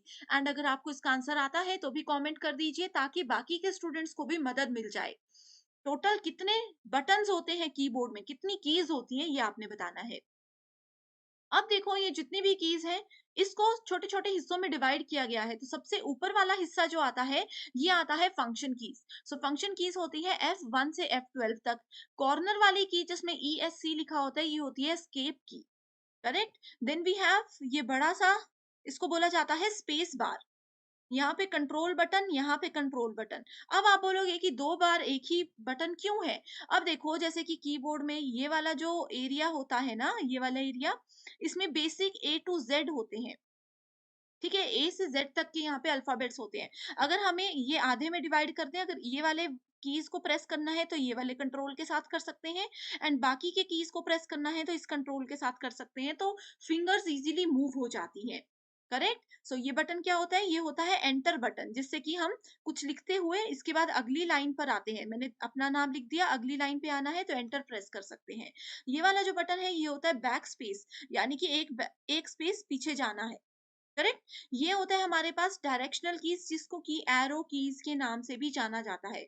टॉप डाउन लेफ्ट राइट, ये चार तरह की कीज होती हैं। Then we have numeric keypad, जिसमें कि 0 से 9 तक नंबर होते हैं, प्लस मल्टीप्लिकेशन माइनस डिवीजन, ये सारे सिंबल्स भी इसमें आपको मिलते हैं। इसके अलावा हमारे पास यहाँ पे कुछ स्पेशल सिंबल्स होते हैं, जैसे कि at the rate, percentage, and का साइन, डॉलर का साइन, ये स्टार हो गया, ये जितने भी सिंबल्स होते हैं, लेस देन, ग्रेटर देन, ठीक है, ये कर्ली ब्रेसेस, ये सारे आते हैं स्पेशल सिंबल्स के अंदर। Correct. So I hope students यहाँ तक की जो चीजें हैं आप लोग कीबोर्ड के केस में समझ गए हो। अब होमवर्क क्वेश्चन जो दिया है जरूर उसका रिप्लाई कीजिएगा। नेक्स्ट टॉपिक आता है types of printer. So printer भी क्या है? प्रिंटर हमारे पास है एक आउटपुट डिवाइस। इसको दो हिस्सों में बांटा गया है, impact and non impact printer. Impact printer होते हैं जो कि डायरेक्टली पेपर और प्रिंटर की जो डिवाइस होती है, प्रिंटर डिवाइस के अंदर जो मेन पार्ट होता है जो प्रिंट करने में हमें मदद करता है, उसको ये पेपर के साथ टच करते हुए काम करता है। तो इसको भी दो हिस्सों में डिवाइड किया गया है, कैरेक्टर एंड लाइन। लाइन में दो टाइप्स होते हैं, dot matrix and Daisy wheel. And sorry, character के दो टाइप्स हैं ये, एंड लाइन के दो टाइप्स है, drum, chain and band. Then we have non impact, इसमें आता है inkjet, laser and thermal. So ये सीक्वेंस आपको याद होना चाहिए, एग्जाम में पूछा जा सकता है कि चेन प्रिंटर किस कैटेगरी में आता है, तो ये लाइन प्रिंटर के अंदर इम्पैक्ट में आता है। ओके। नेक्स्ट यहाँ पे देख सकते हो स्टूडेंट्स, ये आप लोगों के पास एक होमवर्क क्वेश्चन है। अभी हमने डिस्कस किया कि कौन सी इनपुट डिवाइसेस है। चार ऑप्शंस है यहाँ पे, देखो बहुत सारे डिवाइसेस के नाम इस तरह से लिखे हुए हैं, आप देख सकते हो। तो जो जिस भी ऑप्शन में सभी डिवाइसेस इनपुट डिवाइसेस हैं, वो आपका करेक्ट आंसर होगा। तो मुझे कमेंट करके बताइए कि क्या सही आंसर है। नेक्स्ट क्वेश्चन है सीपीयू। सीपीयू नेक्स्ट टॉपिक है सीपीयू। सीपीयू का मतलब ब्रेन ऑफ कंप्यूटर, इसको कंप्यूटर का दिमाग माना जाता है। सेंट्रल प्रोसेसिंग यूनिट, इसकी फुल फॉर्म याद रख सकते हो, बहुत इंपॉर्टेंट है एग्जामिनेशन के लिए, ठीक है। जितने भी डेटा प्रोसेसिंग के काम होते हैं, आप लोग कोई अपने कंप्यूटर पे गाना डाउनलोड कर रहे हो या फिर एक फाइल दूसरी जगह पे भेज रहे हो अपने कंप्यूटर से, तो उन सारी प्रोसेसिंग के पीछे किसका हाथ होता है? सीपीयू का हाथ होता है। अब आपको अगर बाहर से देखोगे तो सीपीयू आप लोगों को कैसा दिखेगा? सीपीयू बस एक इस बॉक्स की तरह आपको दिखेगा, लेकिन अंदर से सीपीयू को फर्दर सेक्शंस में डिवाइड किया जाता है। पहला होता है एएलयू, दूसरा होता है सीयू एंड तीसरा होता है मेमोरी। एएलयू का मतलब क्या होता है? Arithmetic logical unit. MU memory unit, CU control unit. कुछ भी चीज को स्टोर करना है, गाना डाउनलोड करके स्टोर कर रहे हो, कोई फोटो आप कंप्यूटर या लैपटॉप में डाल रहे हो, तो वो मेमोरी यूनिट के अंदर जाता है। मैथमेटिक्स से रिलेटेड या कोई कैलकुलेशन से रिलेटेड काम है तो वो एएलयू करता है। एंड जैसे सीपीयू है, मॉनिटर कनेक्ट है, यहाँ पे माउस है, यहाँ पे कीबोर्ड है, यहाँ पे स्पीकर्स है, प्रिंटर है, कितनी सारी डिवाइसेस कनेक्टेड है, इनका जितना भी काम रहता है उन सबको कंट्रोल एंड कोऑर्डिनेट करना कंट्रोल यूनिट का काम होता है। सो आई होप स्टूडेंट्स इस तरह से आप लोगों की बहुत अच्छी रिवीजन हो रही होगी। सुपर फास्ट सेशन है जो कि डेफिनेटली डेफिनेटली इस कम समय में आपको मदद करता है अच्छा स्कोर करने में। एंड अगर आप चाहते हो कि मैं इस सीरीज को कंटिन्यू रखूं तो मुझे कमेंट कर दीजिए। Next topic we have is memory unit. So memory क्या होता है? When the data and instructions are entered in the computer where they are stored. ठीक है। सो जो भी चीजें हैं, इंस्ट्रक्शंस है, डेटा है, जब भी कंप्यूटर के अंदर वो जाता है एंड जहां पे उसको स्टोर किया जाता है, उसको मेमोरी बोलते हैं। सो मेमोरी बेसिकली दो टाइप्स की होती है, primary memory and secondary memory, प्राथमिक एंड माध्यमिक। तो प्राइमरी मेमोरी क्या होती है? प्राइमरी मेमोरी को कंप्यूटर की मेन मेमोरी भी बोला जाता है, जो कि ऑलरेडी पहले से ही कंप्यूटर के अंदर होती है, ठीक है। एंड सेकेंडरी मेमोरी क्या होती है? ये एक्सटर्नल मेमोरी होती है, जिसको ऐड करना या फिर नहीं करना ये एक पर्सन की अपनी चॉइस होती है। अब आप लोग मोबाइल लेते हो, आप लोग मोबाइल लेते समय देखते हो कि मेमोरी पहले से होती है, लेकिन अगर आपको लगता है कि उसकी मेमोरी कम है तो आप लोग एक्स्ट्रा एक्सटर्नल मेमोरी कार्ड को यूज कर सकते हो। तो जो पहले से मेमोरी होती है that is called primary, and जो एक्स्ट्रा मेमोरी कार्ड या पेन ड्राइव आप यूज करते हो that is called secondary memory. तो ये ऐड करना या नहीं करना स्टूडेंट पे, यूजर पे होता है पूरी तरह से। मेमोरी को आगे बहुत से हिस्सों में डिवाइड किया गया है, जिसमें कि सबसे पहले आता है रजिस्टर मेमोरी, जिसको कि सीपीयू रजिस्टर भी बोलते हैं, लेवल 0 पे ये आता है। सो सीपीयू रजिस्टर एक स्मॉलेस्ट सेट होता है जिसमें कि डेटा को होल्ड किया जाता है। रजिस्टर जो है वो बेसिकली स्टोर होते हैं किसको यूज होते हैं, किसको स्टोर करने के लिए? इंस्ट्रक्शंस को स्टोर करने के लिए। जो भी डेटा हमने यूज किया है, उस डेटा को ये स्टोर नहीं करता, लेकिन उसके एड्रेस को स्टोर करता है। अब बुक में आप लोगों ने इंडेक्स देखा होगा। इंडेक्स में डायरेक्टली चैप्टर या इंट्रोडक्शन तो नहीं होती है। इंडेक्स में सिर्फ क्या होता है, उस चैप्टर का या उस टॉपिक का एड्रेस होता है। वैसे ही रजिस्टर यहाँ पे काम करता है। सेकंड आ गया कैशे मेमोरी, जिसका एक एग्जांपल एस रैम है। एस रैम का मतलब होता है स्टैटिक रैम, आगे हम देखेंगे, ठीक है। सो कैशे मेमोरी क्या होती है? ये होती है एक चिप बेस्ड कंप्यूटर कंपोनेंट जो कि डेटा को इजीली रिट्रीव कर सकता है मेमोरी से। एंड कैशे मेमोरी जल्दी से भर जाती है। अगर आप इसको डिलीट करना चाहो तो इमीडिएटली डिलीट भी कर सकते हो। मेन मेमोरी मैंने आप लोगों को बता दिया। मैग्नेटिक डिस्क और मैग्नेटिक टेप्स आर जो है, ये दोनों ऑक्सिलरी मेमोरी के टाइप्स आते हैं। ये आप देख सकते हो, एक प्रीवियस ईयर क्वेश्चन है जिसमें कि हम बात करेंगे रैम एंड रोम की। तो देखो, रैम एंड रोम, इस क्वेश्चन से आपको क्लियर हो जाएगा। रोम का मतलब read only memory. Read only यानी कि इसके अंदर जो लिखा है उसको हम सिर्फ पढ़ सकते हैं, उसको एडिट करके चेंज करके कुछ नहीं उसमें नया हम ऐड कर सकते। रैम होता है random access memory, correct. So सबसे पहले हम रैम की बात करते हैं। RAM is basically used to store the programs and data being used by CPU in real time. RAM के अंदर जो भी डेटा होता है, इसको हम लोग रीड भी कर सकते हैं एंड राइट भी कर सकते हैं। एंड इसके अंदर जो डेटा है उसको हम लोग इरेज भी कर सकते हैं, यानी कि मिटा भी सकते हैं। वो भी बार बार, जितनी बार हमारा मन चाहे, जितनी बार हमें जरूरत हो। सो रैम बेसिकली दो टाइप्स की होती है। एक होती है एस रैम, जो कि मैंने आपको भी बताया, एस का मतलब है स्टैटिक, रैम आपको आगे पता है। दूसरा आता है हमारे पास डी रैम। डी का मतलब क्या होता है? डी का मतलब होता है डायनामिक रैंडम एक्सेस मेमोरी। तो ये दो चीजें इंपॉर्टेंट है। देन वी हैव रोम। रोम क्या होता है? प्री रिकॉर्डेड, इसके अंदर चीजें आ जाती हैं एंड इसमें जो भी कुछ रहेगा उसको हम डिलीट नहीं कर सकते। ठीक है, एक बार जो ऐड कर दिया वो ऐड कर दिया, उसको ना हम डिलीट कर सकते ना ही नया उसमें कुछ ऐड कर सकते हैं। अब इस क्वेश्चन में देखो बताया गया है कौन सी स्टेटमेंट बिल्कुल ट्रू है। तो यहाँ पे स्टेटमेंट क्यू ही सिर्फ ट्रू है, क्योंकि रीड ओनली मेमोरी जो है वो वॉलेटाइल नहीं होता, वो नॉन वॉलेटाइल मेमोरी के अंदर आता है, करेक्ट। यहाँ पे आप देख सकते हो वॉलेटाइल और नॉन वॉलेटाइल की क्या डेफिनेशन है, बहुत इजी टॉपिक है। नेक्स्ट भी है which of the following represents 1 billion character. So correct answer है गीगाबाइट। अब ये गीगाबाइट क्या है? अगर पहली बार कंप्यूटर आईसीटी पढ़ रहे हो तो मैं आप लोगों को बता दूं कि मेमोरी की कुछ बेसिक यूनिट्स होती हैं। ठीक है, जैसे कि आप लोगों को डेली कितना जीबी डेटा मिलता है? 2 जीबी। कई लोगों को 1 जीबी डेटा वाला पैक होगा, कईयों को 1.5 जीबी वाला होगा। तो ये जीबी क्या है? GB is gigabyte. ठीक है, तो ये यूनिट्स होते हैं मेमोरी के। तो इसमें जैसे कि सबसे पहले आता है बाइट्स, फिर किलोबाइट्स, फिर उसके बाद एमबी मेगाबाइट। ठीक है, उसके बाद गीगाबाइट, टेराबाइट, पेटाबाइट। इस तरह से आप देख सकते हो, टीबी मतलब टेराबाइट। ठीक है, सो ये byte, kilobyte, megabyte, gigabyte, terabyte, petabyte, exabyte, zettabyte and yottabyte. तो ये आपको सीक्वेंस भी याद रखना बहुत जरूरी है। ठीक है, सो इसी से रिलेटेड ये वाला क्वेश्चन था। अगला टॉपिक आ जाता है सीडी एंड डीवीडी। तो सीडी और डीवीडी बहुत इंपॉर्टेंट टॉपिक है। सीडी का मतलब क्या होता है? आपने देखी जरूर होगी, सुनी जरूर होगी। सीडी का मतलब होता है कॉम्पैक्ट डिस्क, और डीवीडी का मतलब होता है डिजिटल वर्सेटाइल डिस्क। ठीक है, नेक्स्ट है रैम रोम की बात करें, ऑलरेडी हम ये चीजें देख चुके हैं, बेसिक से डेफिनेशन आप इसकी और भी देख सकते हो। ठीक है, D RAM and S RAM भी मैंने आप लोगों को। Next we have hardware and software. Hardware वो चीजें होती है जिसको हम लोग इजीली टच कर सकते हैं, एंड सॉफ्टवेयर वो चीजें होती है जो कि हमारे मोबाइल के अंदर होती है, जैसे व्हाट्सएप है, फेसबुक है। ये सारे एप्लीकेशन जो होते हैं ये सॉफ्टवेयर होते हैं। हार्डवेयर होते हैं मोबाइल, मोबाइल की बैटरी, मोबाइल का चार्जर। सिमिलरली यहाँ पे आपके सामने कंप्यूटर के केस में इसकी पूरी की पूरी लिस्ट मैंने रखी हुई है। कुछ इंपॉर्टेंट जनरल एब्रिविएशंस है जो कि एग्जामिनेशन के लिए इंपॉर्टेंट है। इसमें समझाने जैसा कुछ नहीं है, बस फुल फॉर्म है CPU, central processing unit, ALU, arithmetic logical unit. तो इस स्लाइड को आप अच्छे से देख लीजिए, इसमें समझना कुछ नहीं है, बस इसको याद रख लीजिए।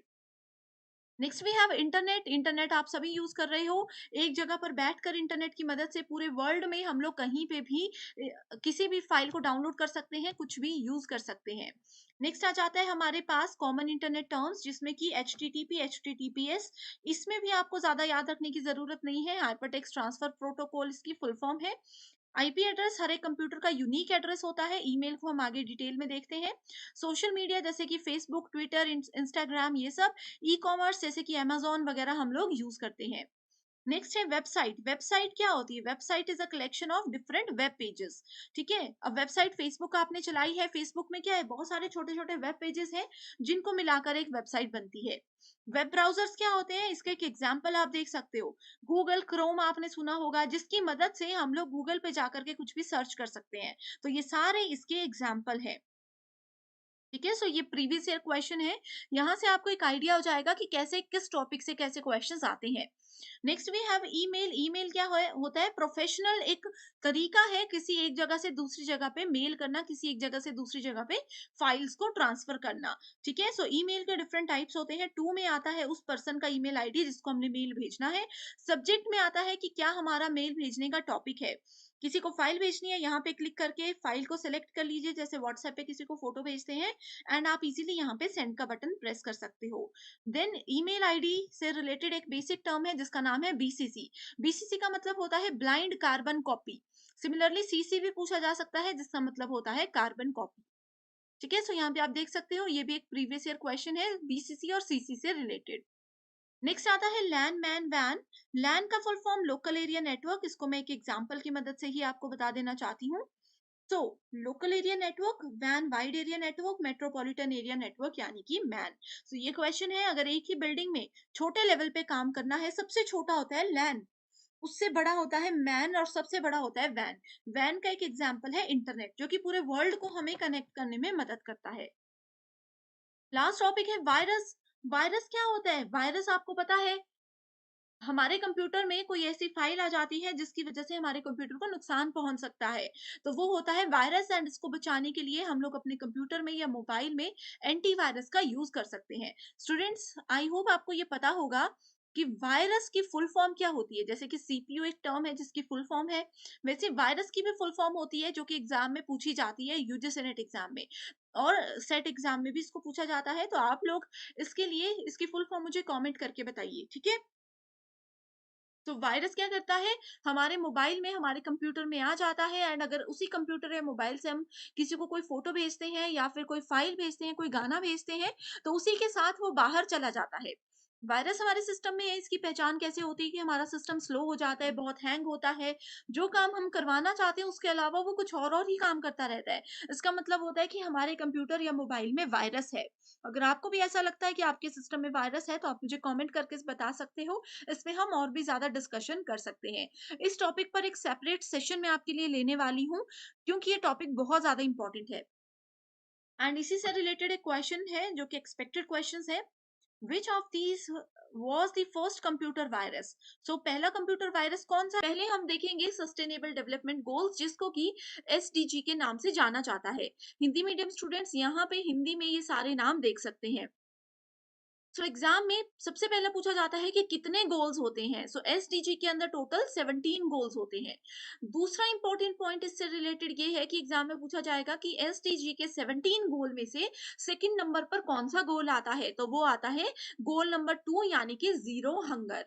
तो इन सभी का एक तो आप लोगों को सीक्वेंस भी याद रखना है, कौन से नंबर पर कौन सा गोल आता है ये जानना बहुत इंपॉर्टेंट है। तो हिंदी एंड इंग्लिश दोनों ही मीडियम के स्टूडेंट्स ये देख सकते हो। नेक्स्ट टॉपिक आ जाता है हमारे पास एमडीजी। एमडीजी का मतलब होता है मिलेनियम डेवलपमेंट गोल्स। सो इसमें सिर्फ 8 ही गोल्स हमारे पास होते हैं। अब देखो स्टूडेंट्स, एसडीजी और एमडीजी में आप लोग, बहुत से बच्चे कंफ्यूज होते हैं, लेकिन मैं आपको बता दूं, जैसे अगर हम एसडीजी की बात करें, इसमें पहला है नो पॉवर्टी यानी कि गरीबी हमें हटानी है। दूसरा है जीरो हंगर यानी कि जो भूखमरी है, ठीक है, शून्य भूखमरी हमें करनी है। तो एमडीजी में क्या होता है? एमडीजी में पोवर्टी और हंगर यानी कि एसडीजी के गोल नंबर 1 और 2 को मिला करके एक ही गोल बना दिया गया है। आप देख सकते हो, इसमें एक्सट्रीम पोवर्टी यानी कि अत्यधिक गरीबी और भूखमरी को हमें कम करना है। ठीक है। सो इस तरह से एसडीजी और एमडीजी काम करते हैं, इसमें टोटल 8 गोल्स हैं। अब यहाँ पे दूसरा इंपॉर्टेंट कॉन्सेप्ट क्या है कि एसडीजी और एमडीजी में कॉमन चीजें कौन कौन सी है, यानी कि दोनों में क्या समानताएं हैं, ये भी एग्जामिनेशन पॉइंट ऑफ व्यू से बहुत इंपॉर्टेंट है। जैसे कि एक तो पहला वाला ही कॉन्सेप्ट मैंने इंपॉर्टेंट बता दिया कि पोवर्टी और हंगर, उसमें भी था इसमें भी है। हर एक बच्चे को अच्छी एजुकेशन मिलनी चाहिए, वो उसमें भी है इसमें भी है। तो इस तरह से आपको कॉमन पॉइंट्स भी याद रखने हैं। Promote gender equality and empower women, यानी कि महिला पुरुष को समान अधिकार दिए जाने चाहिए, एंड वुमेन्स को, महिलाओं को अत्यधिक आगे बढ़ाना चाहिए हर काम को लेकर के। तो ये भी कॉन्सेप्ट दोनों में ही है। तो इस तरह के इंपॉर्टेंट पॉइंट्स आपको याद। इसी के साथ बढ़ते हैं अगले टॉपिक की ओर, जिसमें हम बात करने वाले हैं 4 स्फीयर्स ऑफ अर्थ के बारे में। यानी कि पृथ्वी के 4 गोले कौन-कौन से होते हैं? गोले का मतलब यहाँ पे ये है कि किस-किस लेयर पे पृथ्वी, किस-किस लेयर को मिलाकर के पृथ्वी बनी है, या फिर हम बोल सकते हैं पृथ्वी में कौन-कौन सी लेयर्स होती हैं। तो सबसे पहली लेयर कौन-सी आ जाती है? इसमें आ जाती है लिथोस्फीयर। ठीक है। लिथोस्फीयर की बात करें, इसको जियोस्फीयर भी बोला जाता है। ये है सॉइल से रिलेटेड, यानी कि जो हमारी मिट्टी होती है उससे रिलेटेड होती है। तो इसमें छोटे छोटे मिट्टी के पार्टिकल्स, जो भी हमारी धरती होती है, वो सब चीजें आ जाती हैं। उसके बाद आता है हाइड्रोस्फीयर, यानी कि पानी से रिलेटेड। हाइड्रो का मतलब होता है हम पानी के बारे में बात कर रहे हैं, ठीक है। हाइड्रोस्फीयर में पानी के साथ साथ जो पानी लिक्विड फॉर्म में होता है, सॉलिड फॉर्म में होता है, जैसे बर्फ होती है, वो सब चीजें आ जाती है। Then we have atmosphere. Atmosphere होता है एयर से रिलेटेड। एयर में, अर्थ में कितनी सारी तरीके की एयर्स हैं। हवा है, हवा में कितने सारे पार्टिकल्स हैं, वो सब एटमॉस्फेयर में आता है। देन वी हैव बायोस्फीयर, जो कि प्लैनेट में जितने भी लिविंग थिंग्स हैं, जैसे कि बर्ड्स वगैरह आ जाते हैं, वो सब बर्ड्स, प्लांट्स, एनिमल्स, वो सब बायोस्फीयर के अंदर आते हैं। करेक्ट। सो नेक्स्ट टॉपिक है हमारे पास pollution and its types. So pollution क्या होता है? प्रदूषक, प्रदूषण। सो प्रदूषण क्या होता है? एनवायरमेंट में, यानी कि हमारे वातावरण में, हमारे पर्यावरण में छोटे छोटे से मटेरियल्स घूम रहे होते हैं हवा के बीच में, जिससे कि हमें नुकसान पहुंच सकता है। पॉल्यूशन किसी इंसान के अंदर हवा के साथ भी जा सकता है, या किसी भी और तरीके से जा सकता है। ठीक है। सो पॉल्यूशन डिफरेंट टाइप का होता है, जैसे कि water pollution, air pollution, land pollution भी हमारे पास होता है। करेक्ट। तो सबसे पहले अगर हम लोग एयर पॉल्यूशन की बात करते हैं, सो एयर पॉल्यूशन में क्या होता है? हवा में जो छोटे छोटे पार्टिकल्स आ जाते हैं, जिसकी वजह से अ, हमारे वातावरण को, इंसानों को, जानवरों को, पेड़ पौधों को नुकसान पहुंच सकता है, वो होता है एयर पॉल्यूशन। करेक्ट। सो एयर पॉल्यूशन के कुछ सोर्सेज होते हैं, जैसे कि ऑटोमोबाइल्स, जो भी गाड़ियां होती हैं उसकी वजह से एयर पॉल्यूशन हो सकता है। हीटिंग प्लांट्स, ठीक है, हीटिंग प्लांट्स हो सकते हैं। उसके बाद इंडस्ट्रीज जो होती हैं, बड़ी बड़ी फैक्ट्रीज होती हैं, वहां से धुआं निकलता है, उसकी वजह से एयर पॉल्यूशन होता है। उसके बाद आ जाता है इलेक्ट्रिकल पावर प्लांट्स। ठीक है, यानी कि जितने भी इंडस्ट्रीज का एरिया ही हम इसको ओवरऑल बोल सकते हैं, इन सभी की वजह से एयर पॉल्यूशन हो सकता है। अब एयर पॉल्यूशन तो होता है, लेकिन उसमें कौन कौन सी गैसेस होती हैं? एयर पॉल्यूटेंट्स क्या क्या होते हैं? पॉल्यूटेंट्स मैंने क्या बताया? प्रदूषक जो होते हैं। तो कौन कौन से प्रदूषक हो सकते हैं एयर में? पहला है सीओ, यानी कि कार्बन मोनोऑक्साइड। दूसरा आ जाता है लेड। ठीक है। तीसरा आ जाता है नाइट्रोजन डाइऑक्साइड, जिसको NO2 के नाम से जाना जाता है। नेक्स्ट आ जाता है पीएम, यानी कि पार्टिकुलेट मैटर। एंड उसके बाद आ जाता है SO2, यानी कि सल्फर डाइऑक्साइड। तो ये सारे हैं जिसकी वजह से एयर पॉल्यूशन हो सकता है। उसके बाद सेकंड जो पॉल्यूशन है हमारे पास, वो होता है वाटर पॉल्यूशन। तो water pollution is the contamination of pollution in water bodies, जैसे कि लेक्स होती है, रिवर होती है, समुद्र होते हैं। पानी जो जमीन के अंदर होता है, अगर उसमें कुछ मिलावट वाले पार्टिकल्स आ जाते हैं, तो वो वाटर पॉल्यूशन होता है। सो वाटर पॉल्यूशन दो तरीके से हो सकता है। एक हो सकता है नेचुरल तरीके से, जैसे कि वोल्केनिक वोल्केनिक इरप्शन हो जाते हैं, लैंडस्लाइड होता है, यानी कि पहाड़ जब धंस जाते हैं, वो मिट्टी सारी पानी में मिल जाती है, तो उसकी वजह से पानी धुंधला हो जाता है। एंड दूसरा हो सकता है एंथ्रोपोजेनिक सोर्सेस। एंथ्रोपोजेनिक सोर्सेज, ये दोनों चीजें हिंदी मीडियम स्टूडेंट्स के लिए भी सेम रहेंगी। सो एंथ्रोपोजेनिक सोर्सेज होते हैं जैसे कि एग्रीकल्चर में पानी जो यूज होता है उसको हम नदियों में नालों में फेंक देते हैं, या फिर बड़ी बड़ी इंडस्ट्रीज में जो गंदा पानी होता है उसको हम लोग नदी नालों में मिला देते हैं, तो वो सब चीजें क्या आती हैं, वाटर पॉल्यूशन के अंदर आती हैं।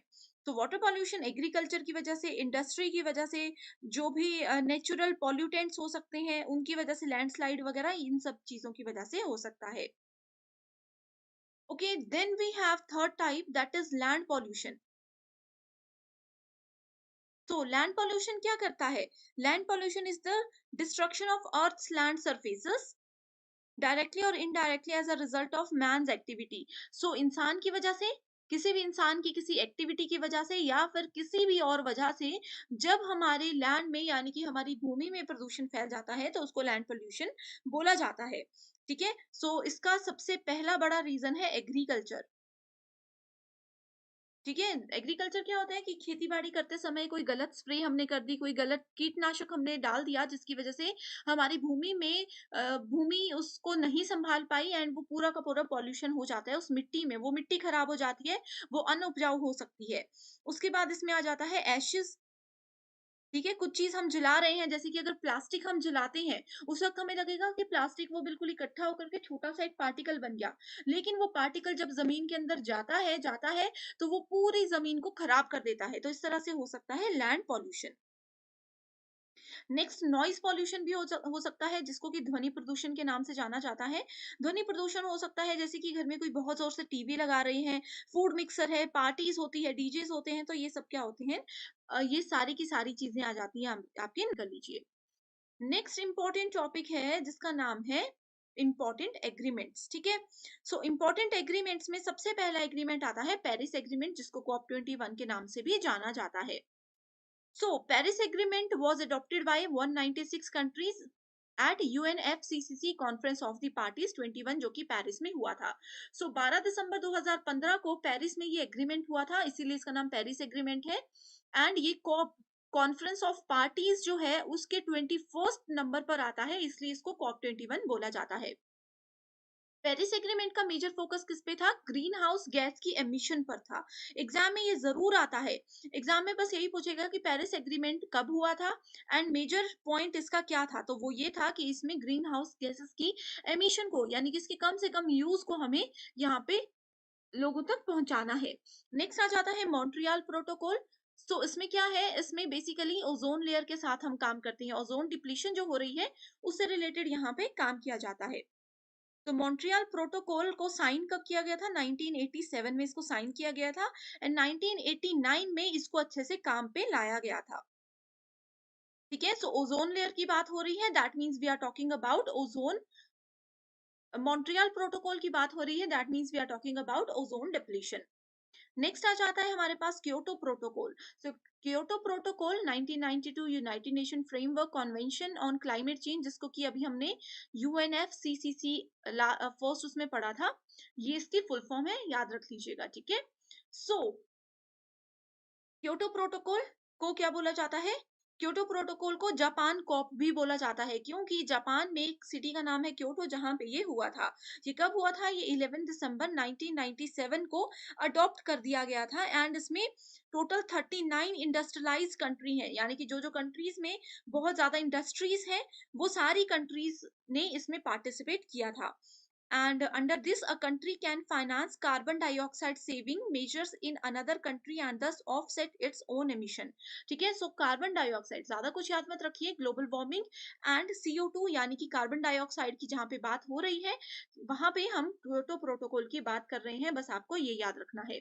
नेक्स्ट है रियो समिट। रियो समिट में इसको हम रियो अर्थ समिट, एजेंडा 21, रियो डिक्लेरेशन, या फिर सिंपली अर्थ समिट के नाम से भी जानते हैं। इसको 3 से लेकर के 14 जून 1992 के बीच में इसका हुआ था काम। ओके, नेक्स्ट आ जाता है international solar alliance. International solar alliance जो है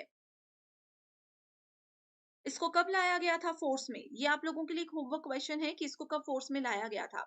ये action oriented member driven collaborative platform है for increase deployment of solar energy. इसमें यही बोला गया है कि ज्यादा से ज्यादा हम लोग सोलर एनर्जी पे काम करें, ताकि क्या हो सकता है, क्योंकि ये फ्री एनर्जी है एंड 100% हम लोगों को प्योर एनर्जी मिल रही है।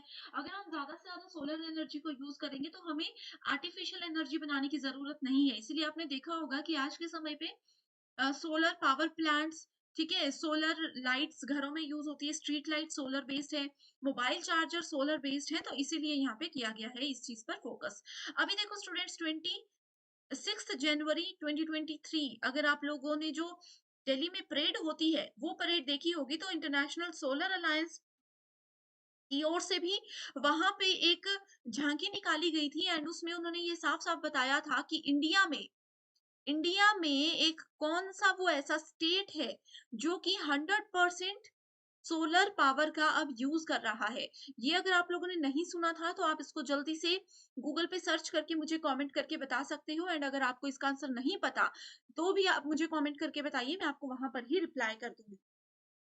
ये होमवर्क क्वेश्चन मैं आपको इसलिए दे रही हूँ स्टूडेंट्स, क्योंकि देखो इसमें क्या है, इसमें as it is question exam में आएगा कि इंडिया का कौन सा स्टेट 100% अभी सोलर एनर्जी का यूज कर रहा है। नेक्स्ट अगर हम लोग बात करें ग्लोबल वार्मिंग की, तो ग्लोबल वार्मिंग पर जाने से पहले स्टूडेंट्स एक चीज और मैं आप लोगों को बता देना चाहती हूँ कि क्लोरोफ्लोरोकार्बन्स क्या होते हैं। ठीक है, एग्जामिनेशन पॉइंट ऑफ व्यू से इंपॉर्टेंट है। सो इसको सीएफसी बोला जाता है, क्लोरोफ्लोरोकार्बन्स। सो क्लोरोफ्लोरोकार्बन आता कहाँ से है, क्या क्या इसके सोर्सेस हैं? सो ओजोन के जो पार्टिकल्स होते हैं which provide the earth with protective layer against UV radiation, CFCs are extremely dangerous when discharged into the atmosphere. So अगर क्लोरोफ्लोरोकार्बन एटमॉस्फेयर में फैल जाती है तो वो बहुत ही ज्यादा नुकसान हम लोगों को पहुंचा सकती है। बहुत सारी कंट्रीज ऐसी हैं जिन्होंने 1995 में ये एक डिसीजन लिया था कि अब वो क्लोरोफ्लोरोकार्बन को बनाना जो है बंद कर देगी, उसका यूज करना भी बंद कर देगी। अब इस गैस को क्यों रोका गया है, क्योंकि इसके ह्यूमंस पर बहुत इफेक्ट है, एनवायरमेंट पर भी है, ह्यूमन पर भी है। अगर ये डायरेक्टली किसी के फिजिकल कांटेक्ट में आ जाती है तो उसकी वजह से बहुत सारी स्किन प्रॉब्लम्स हो सकती है, लोगों को सांस लेने में दिक्कत हो सकती है, डाइजेशन यानी कि हमारी पाचन क्रिया खराब हो सकती है। करेक्ट, सो इस तरह की बहुत सारी चीजें हैं, बहुत सी चीजें हैं जिसकी वजह से इसको रोका गया है। इससे सांस लेने में प्रॉब्लम होगी, हार्ट की प्रॉब्लम हो सकती है, किडनी लीवर ये सब डैमेज हो सकते हैं क्लोरोफ्लोरोकार्बन की वजह से। दूसरा इंपॉर्टेंट यहाँ पे टॉपिक हम देखने वाले हैं ग्रीन हाउस गैसेस। अभी हम लोगों ने ये पढ़ा कि प्रोटोकॉल इसके लिए स्पेशली बनाया गया है। सो ग्रीन हाउस गैसेस क्या करती है, gas it is a gas that absorbs and emits infrared radiation. Infrared radiations के बारे में आपने सुना होगा, उसको ये क्या कर देती है, एब्जॉर्ब कर लेती है। In simple terms we can say that greenhouse gases trap heat in earth's atmosphere, जिसको कि हम जीएचजी के नाम से भी जानते हैं। इसकी वजह से क्या हो रहा है, बहुत सारी गर्मी फैल रही है पूरे देश में, पूरी कंट्री में या फिर पूरे वर्ल्ड में हम बोल सकते हैं। सो ग्रीन हाउस गैसेस में सबसे पहले आ जाता है वाटर वेपर्स, पानी के बुलबुले, इसको इस तरह से लिख सकते हो वाटर वेपर्स। उसके बाद आ जाता है कार्बन डाइऑक्साइड, उसके बाद आ जाता है methane, then we have nitrous oxide and उसके बाद आ जाता है ओजोन। तो ये सारी ग्रीन हाउस गैसेस के एग्जाम्पल्स हैं। अगला टॉपिक जो है हमारा वो है नेचुरल हजार्ड्स। नेचुरल हजार्ड यानी कि प्राकृतिक जो आपदाएं आती है, सो उसमें कौन कौन सी चीजें हैं इसके डायरेक्टली नाम आपको बताती हूँ। प्राकृतिक आपदाओं में सबसे पहले आ जाता है जो सूखा पड़ता है, ठीक है, साइक्लोन आते हैं जो समुद्र में लहरें गोल घूमते हुए सब कुछ अपने साथ लेकर के जाती हैं, ये भी एक नेचुरल डिजास्टर है। उसके बाद एयर पॉल्यूशन, डेजर्ट लॉक्यूस्ट यानी कि जो अ, रेत होती है, जो डेजर्ट होते हैं, ठीक है, राजस्थान में जैसे ये चीजें बहुत होती है, जो डेजर्ट होते हैं, रेगिस्तान होते हैं, उसमें जब तूफान आते हैं, रेगिस्तानी तूफान जिसको बोलते हैं, बाढ़ आ जाती है, लैंडस्लाइड यानी कि जो पहाड़ धंस जाते हैं, ये सारी चीजें क्या हैं, ये सब चीजें नेचुरल हजार्ड के अंदर आती हैं। ओके, नेक्स्ट आ जाता है फिर हमारे पास नेक्स्ट टॉपिक जिसका नाम है renewable natural resources. Natural resources मतलब प्राकृतिक जो चीजें होती हैं जिसको हम बार बार यूज कर सकते हैं, जैसे कि सोलर एनर्जी। सोलर एनर्जी क्या है, नेचुरल रिसोर्स है, उसको हम यूज कर सकते हैं, जैसे हम मोबाइल चार्जिंग के लिए इलेक्ट्रिसिटी उससे यूज हो रही है, गाड़ियां सोलर एनर्जी से चल रही हैं, ये सब रीन्यूएबल एनर्जी है। ठीक है, सो इसमें और कौन-कौन सी चीज़ें आ जाती हैं? इसमें आ जाता है एक तो biomass energy. Biomass biomass energy का एक एग्जांपल है इथेनॉल। ये इसको आप लोगों ने याद रख लेना है। उसके बाद आ जाता है hydro power. Hydro power plants क्या होते हैं? जो पानी से जैसे बिजली तैयार होती है, वो सब चीज़ें। उसके बाद आ जाता है जियोथर्मल पावर। जियोथर्मल पावर, उसके बाद आ जाता है विंड एनर्जी। विंड मतलब हवा, हवा से जो चीजें हो सकती हैं। Then we have solar energy. तो ये सारी रीन्यूएबल नेचुरल रिसोर्सेज हैं जिसको हम लोग रीयूज कर सकते हैं। ओके, सो नेक्स्ट आ जाता है पॉइंट जो कि है क्लाइमेट चेंज। क्लाइमेट चेंज का मतलब क्या होता है? क्लाइमेट चेंज का मतलब होता है पर्यावरण में जो परिवर्तन हो रहे हैं।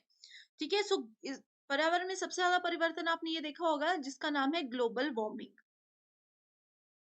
ठीक है, सो ये हमारा टॉपिक है ग्लोबल वार्मिंग। मैं डायरेक्टली यहीं पे समझा देती हूँ। आपने देखा होगा कि गर्मियों के समय में बहुत ज्यादा गर्मी होती है, जो कि असहनीय होती है। बहुत से लोग इसकी वजह से मर भी जाते हैं। ठीक है, सो क्लाइमेट चेंज का सबसे बड़ा कारण है ग्लोबल वार्मिंग। जो ग्लोबल टेम्परेचर, पूरे विश्व का तापमान बढ़ रहा है, ग्लेशियर्स पिघल रहे हैं। ठीक है, जो ओशन है, जो समुद्र है, वो गर्म हो रहे हैं, आइस शीट्स पिघल रही हैं। ठीक है, बर्फ की जो परतें होती हैं हिमालयाज में, वो पिघल रही हैं। ठीक है, ग्लेशियर्स टूट रहे हैं, पानी का जो स्तर होता है समुद्रों में वो बढ़ रहा है। ठीक है, इसी तरह से बहुत सारी चीजें हैं जो कि क्लाइमेट चेंज के लिए है। अब क्लाइमेट चेंज का कारण क्या है, इसकी कॉजेस क्या है? पहला तो है इंक्रीज जो हो रहा है ग्रीन हाउस गैसेस का। हमने देखो ग्रीन हाउस गैसेस भी पढ़ा, इसको रोकने के लिए जो प्रोटोकॉल बना है वो भी पढ़ा। तो इसकी वजह से भी क्लाइमेट में परिवर्तन आ सकता है। ठीक है, सो ग्रीन हाउस गैसेस में जैसे कि मैंने आपको बताया, nitrous oxide NO2, carbon dioxide CO2, water vapour H2O, then methane CH4 and chlorofluorocarbon, ये सब चीजें आती है। इसके बाद अगर फॉसिल फ्यूल्स को जलाया जाता है तब भी ग्लोबल वार्मिंग होती है। इंडस्ट्रीज जैसे बहुत ज्यादा हो गई है जिसकी वजह से बहुत सी ऐसी गैसेस वहां से निकलती हैं जो कि हमारे पर्यावरण को नुकसान पहुंचाती है। तो ये भी क्लाइमेट चेंज का ही मेजर पार्ट है। ठीक है, सो मैंने आप लोगों को ग्लोबल वार्मिंग भी बता दिया, क्लाइमेट चेंज भी हमारा कवर हो गया। नेक्स्ट आ जाता है कॉप, जिसको बोला जाता है conference of parties. So COP क्या है? कॉप एक सुप्रीम डिसीजन मेकिंग बॉडी है जिसमें कि डिफरेंट कन्वेंशंस को बनाया गया है। डिसीजन किस के बारे में लिए जाते हैं? डिसीजन लिए जाते हैं कि कैसे हम अपने अर्थ को बचा सकें। ठीक है, इसमें बहुत सारी कंट्रीज पार्टिसिपेट करती हैं। जैसे कि कुछ कॉप में 196 कंट्री है, कुछ कॉप में कुछ और कंट्रीज हैं। सो बहुत सारी कंट्रीज इसमें डिसीजन लेती हैं कि ग्लोबली, यानी कि पूरे वर्ल्ड लेवल पर जो भी बड़ी बड़ी प्रॉब्लम्स हो रही हैं, उनको हम कैसे कंट्रोल करके अपने एनवायरमेंट को, अपने पर्यावरण को बचा सकें। सो कॉप की हर साल मीटिंग्स होती हैं। जैसे कि अगर हम बात करें COP27 की, सो COP27 कहाँ पर हुआ? इजिप्ट में हुआ। ठीक है, नवंबर 2022 में ये हुआ था। एग्जाम के लिए इंपॉर्टेंट है। उसके बाद आता है कॉप 26। कॉप 26 कहाँ हुआ था? ये ग्रास गो में हुआ था। ठीक है, जो कि नॉर्थर्न आयरलैंड में है। ये भी नवंबर नवंबर 2021 में हुआ था। उसके बाद 2020 में कोरोना की वजह से कुछ भी नहीं हो पाया था। देन उससे पहले कॉप 25 हुआ था जो कि स्पेन में हुआ था। ये हुआ था दिसंबर 2019 में। अब क्योंकि 2023 आ गया है, अब कॉप 28 होने वाला है। आप लोगों के लिए ये होमवर्क क्वेश्चन है कि मुझे बताइए कॉप 28 2023 में कब और कहां पर होने वाला है। तो इस तरह से आप लोगों को ये कॉप की लिस्ट को ध्यान में रखना है, एग्जामिनेशन के लिए ये बहुत ही ज्यादा इंपॉर्टेंट है। तो सबसे पहले हम शुरू करते हैं बेसिक इंट्रोडक्शन से, जिसमें आप लोगों को ये पता होना चाहिए कि हायर एजुकेशन सिस्टम जो है इंडिया में, उसको कंट्रोल एंड एडमिनिस्टर करने का काम है यूनिवर्सिटी ग्रांट कमीशन यानी कि UGC का। जितनी भी यूनिवर्सिटीज हैं, जितनी भी हायर एजुकेशनल इंस्टीट्यूशंस हैं, उनको कैसे वो काम करेंगे, क्या क्या उनका करिकुलम होगा, उन सब चीजों को हैंडल करना UGC की ही रिस्पॉन्सिबिलिटी होती है। साथ ही सबसे पहले हम बात करते हैं एंशियंट इंडिया में एजुकेशन कैसी होती थी, यानी कि प्राचीन भारत में शिक्षा की क्या प्रणाली होती थी। सबसे पहले इसमें आता है Vedic period, then we have Buddhist period, mediative period, pre independence India जिसको कि ब्रिटिश इंडिया बोला जाता है, यानी कि आजादी से एकदम पहले का समय, पोस्ट इंडिपेंडेंस इंडिया यानी कि स्वतंत्रता के बाद के भारत में किस तरह से एजुकेशन होती थी। सो इस तरह से इंडिया में एजुकेशन को डिफरेंट सेक्शंस में डिवाइड किया गया है। सो अब अगर हम बात करें एंशियंट इंडिया की, सो उसमें इंस्ट्रक्शंस यानी कि निर्देश किस तरह से दिए जाते थे। सो सबसे पहला निर्देश देने का तरीका होता था श्रवण।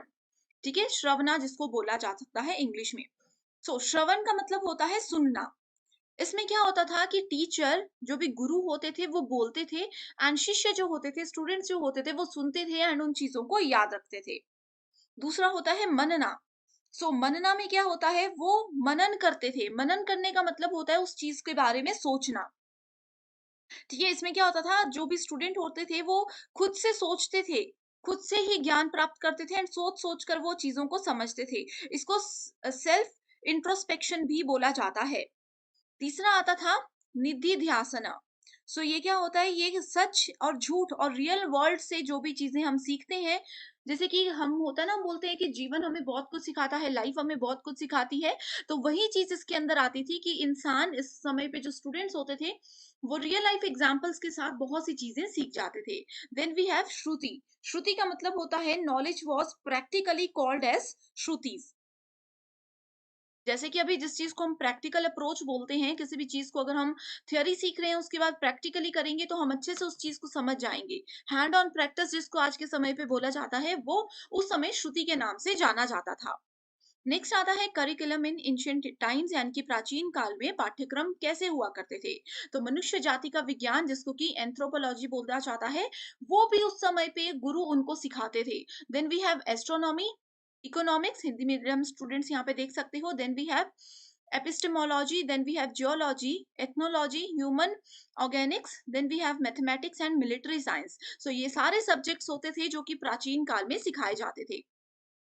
एंड जैसा कि मैंने 1 आवर वाले सेशन में भी आप लोगों को ये बताया है कि प्राचीन काल में यूनिवर्सिटीज और स्कूल्स होते थे, लेकिन मैक्सिमम टाइम्स एजुकेशन किस तरह से दी जाती थी, गुरुकुल्स की मदद से एजुकेशन दी जाती थी। गुरुकुल में क्या होता था, गुरु का कुल यानी कि एक टीचर का घर। सो जितने भी स्टूडेंट्स होते थे जिनको शिष्य बोला जाता था, वो सारे स्टूडेंट्स अपने गुरु के घर में जाकर के रहते थे एंड वहीं पे उन लोगों को एजुकेशन प्रोवाइड करवाई जाती थी, जिसमें कि 5 साल तक के बच्चों को बेसिक एजुकेशन दी जाती थी। उसके बाद एक सेरेमनी उन लोगों की होती थी। उस सेरेमनी के बाद ही उनकी प्रॉपर एजुकेशन शुरू करवा दी जाती थी, जिसमें कि ये सारे सब्जेक्ट्स उनको पढ़ाए जाते थे। करेक्ट? सो इस तरह से प्राचीन काल का पाठ्यक्रम होता था। नेक्स्ट टॉपिक आ जाता है हमारे पास, जो कि है वैदिक लिटरेचर। सो वैदिक लिटरेचर में हमारे पास 4 तरह की लिटरेसी होती है। ठीक है? साहित्य इसमें 4 तरह के होते हैं। वेदास, ब्राह्मण्स, उसके बाद आरण्यक, देन वी हैव उपनिषद। सो अगर हम लोग इसमें वेद की बात करें तो हमारे पास टोटल कितने वेद होते हैं, 4 वेद होते हैं। पहला वेद आ जाता है ऋग्वेद। ठीक है, ऋग्वेद जो होता है it is called collection of lyrics. Lyrics का कलेक्शन इसको बोला जाता है।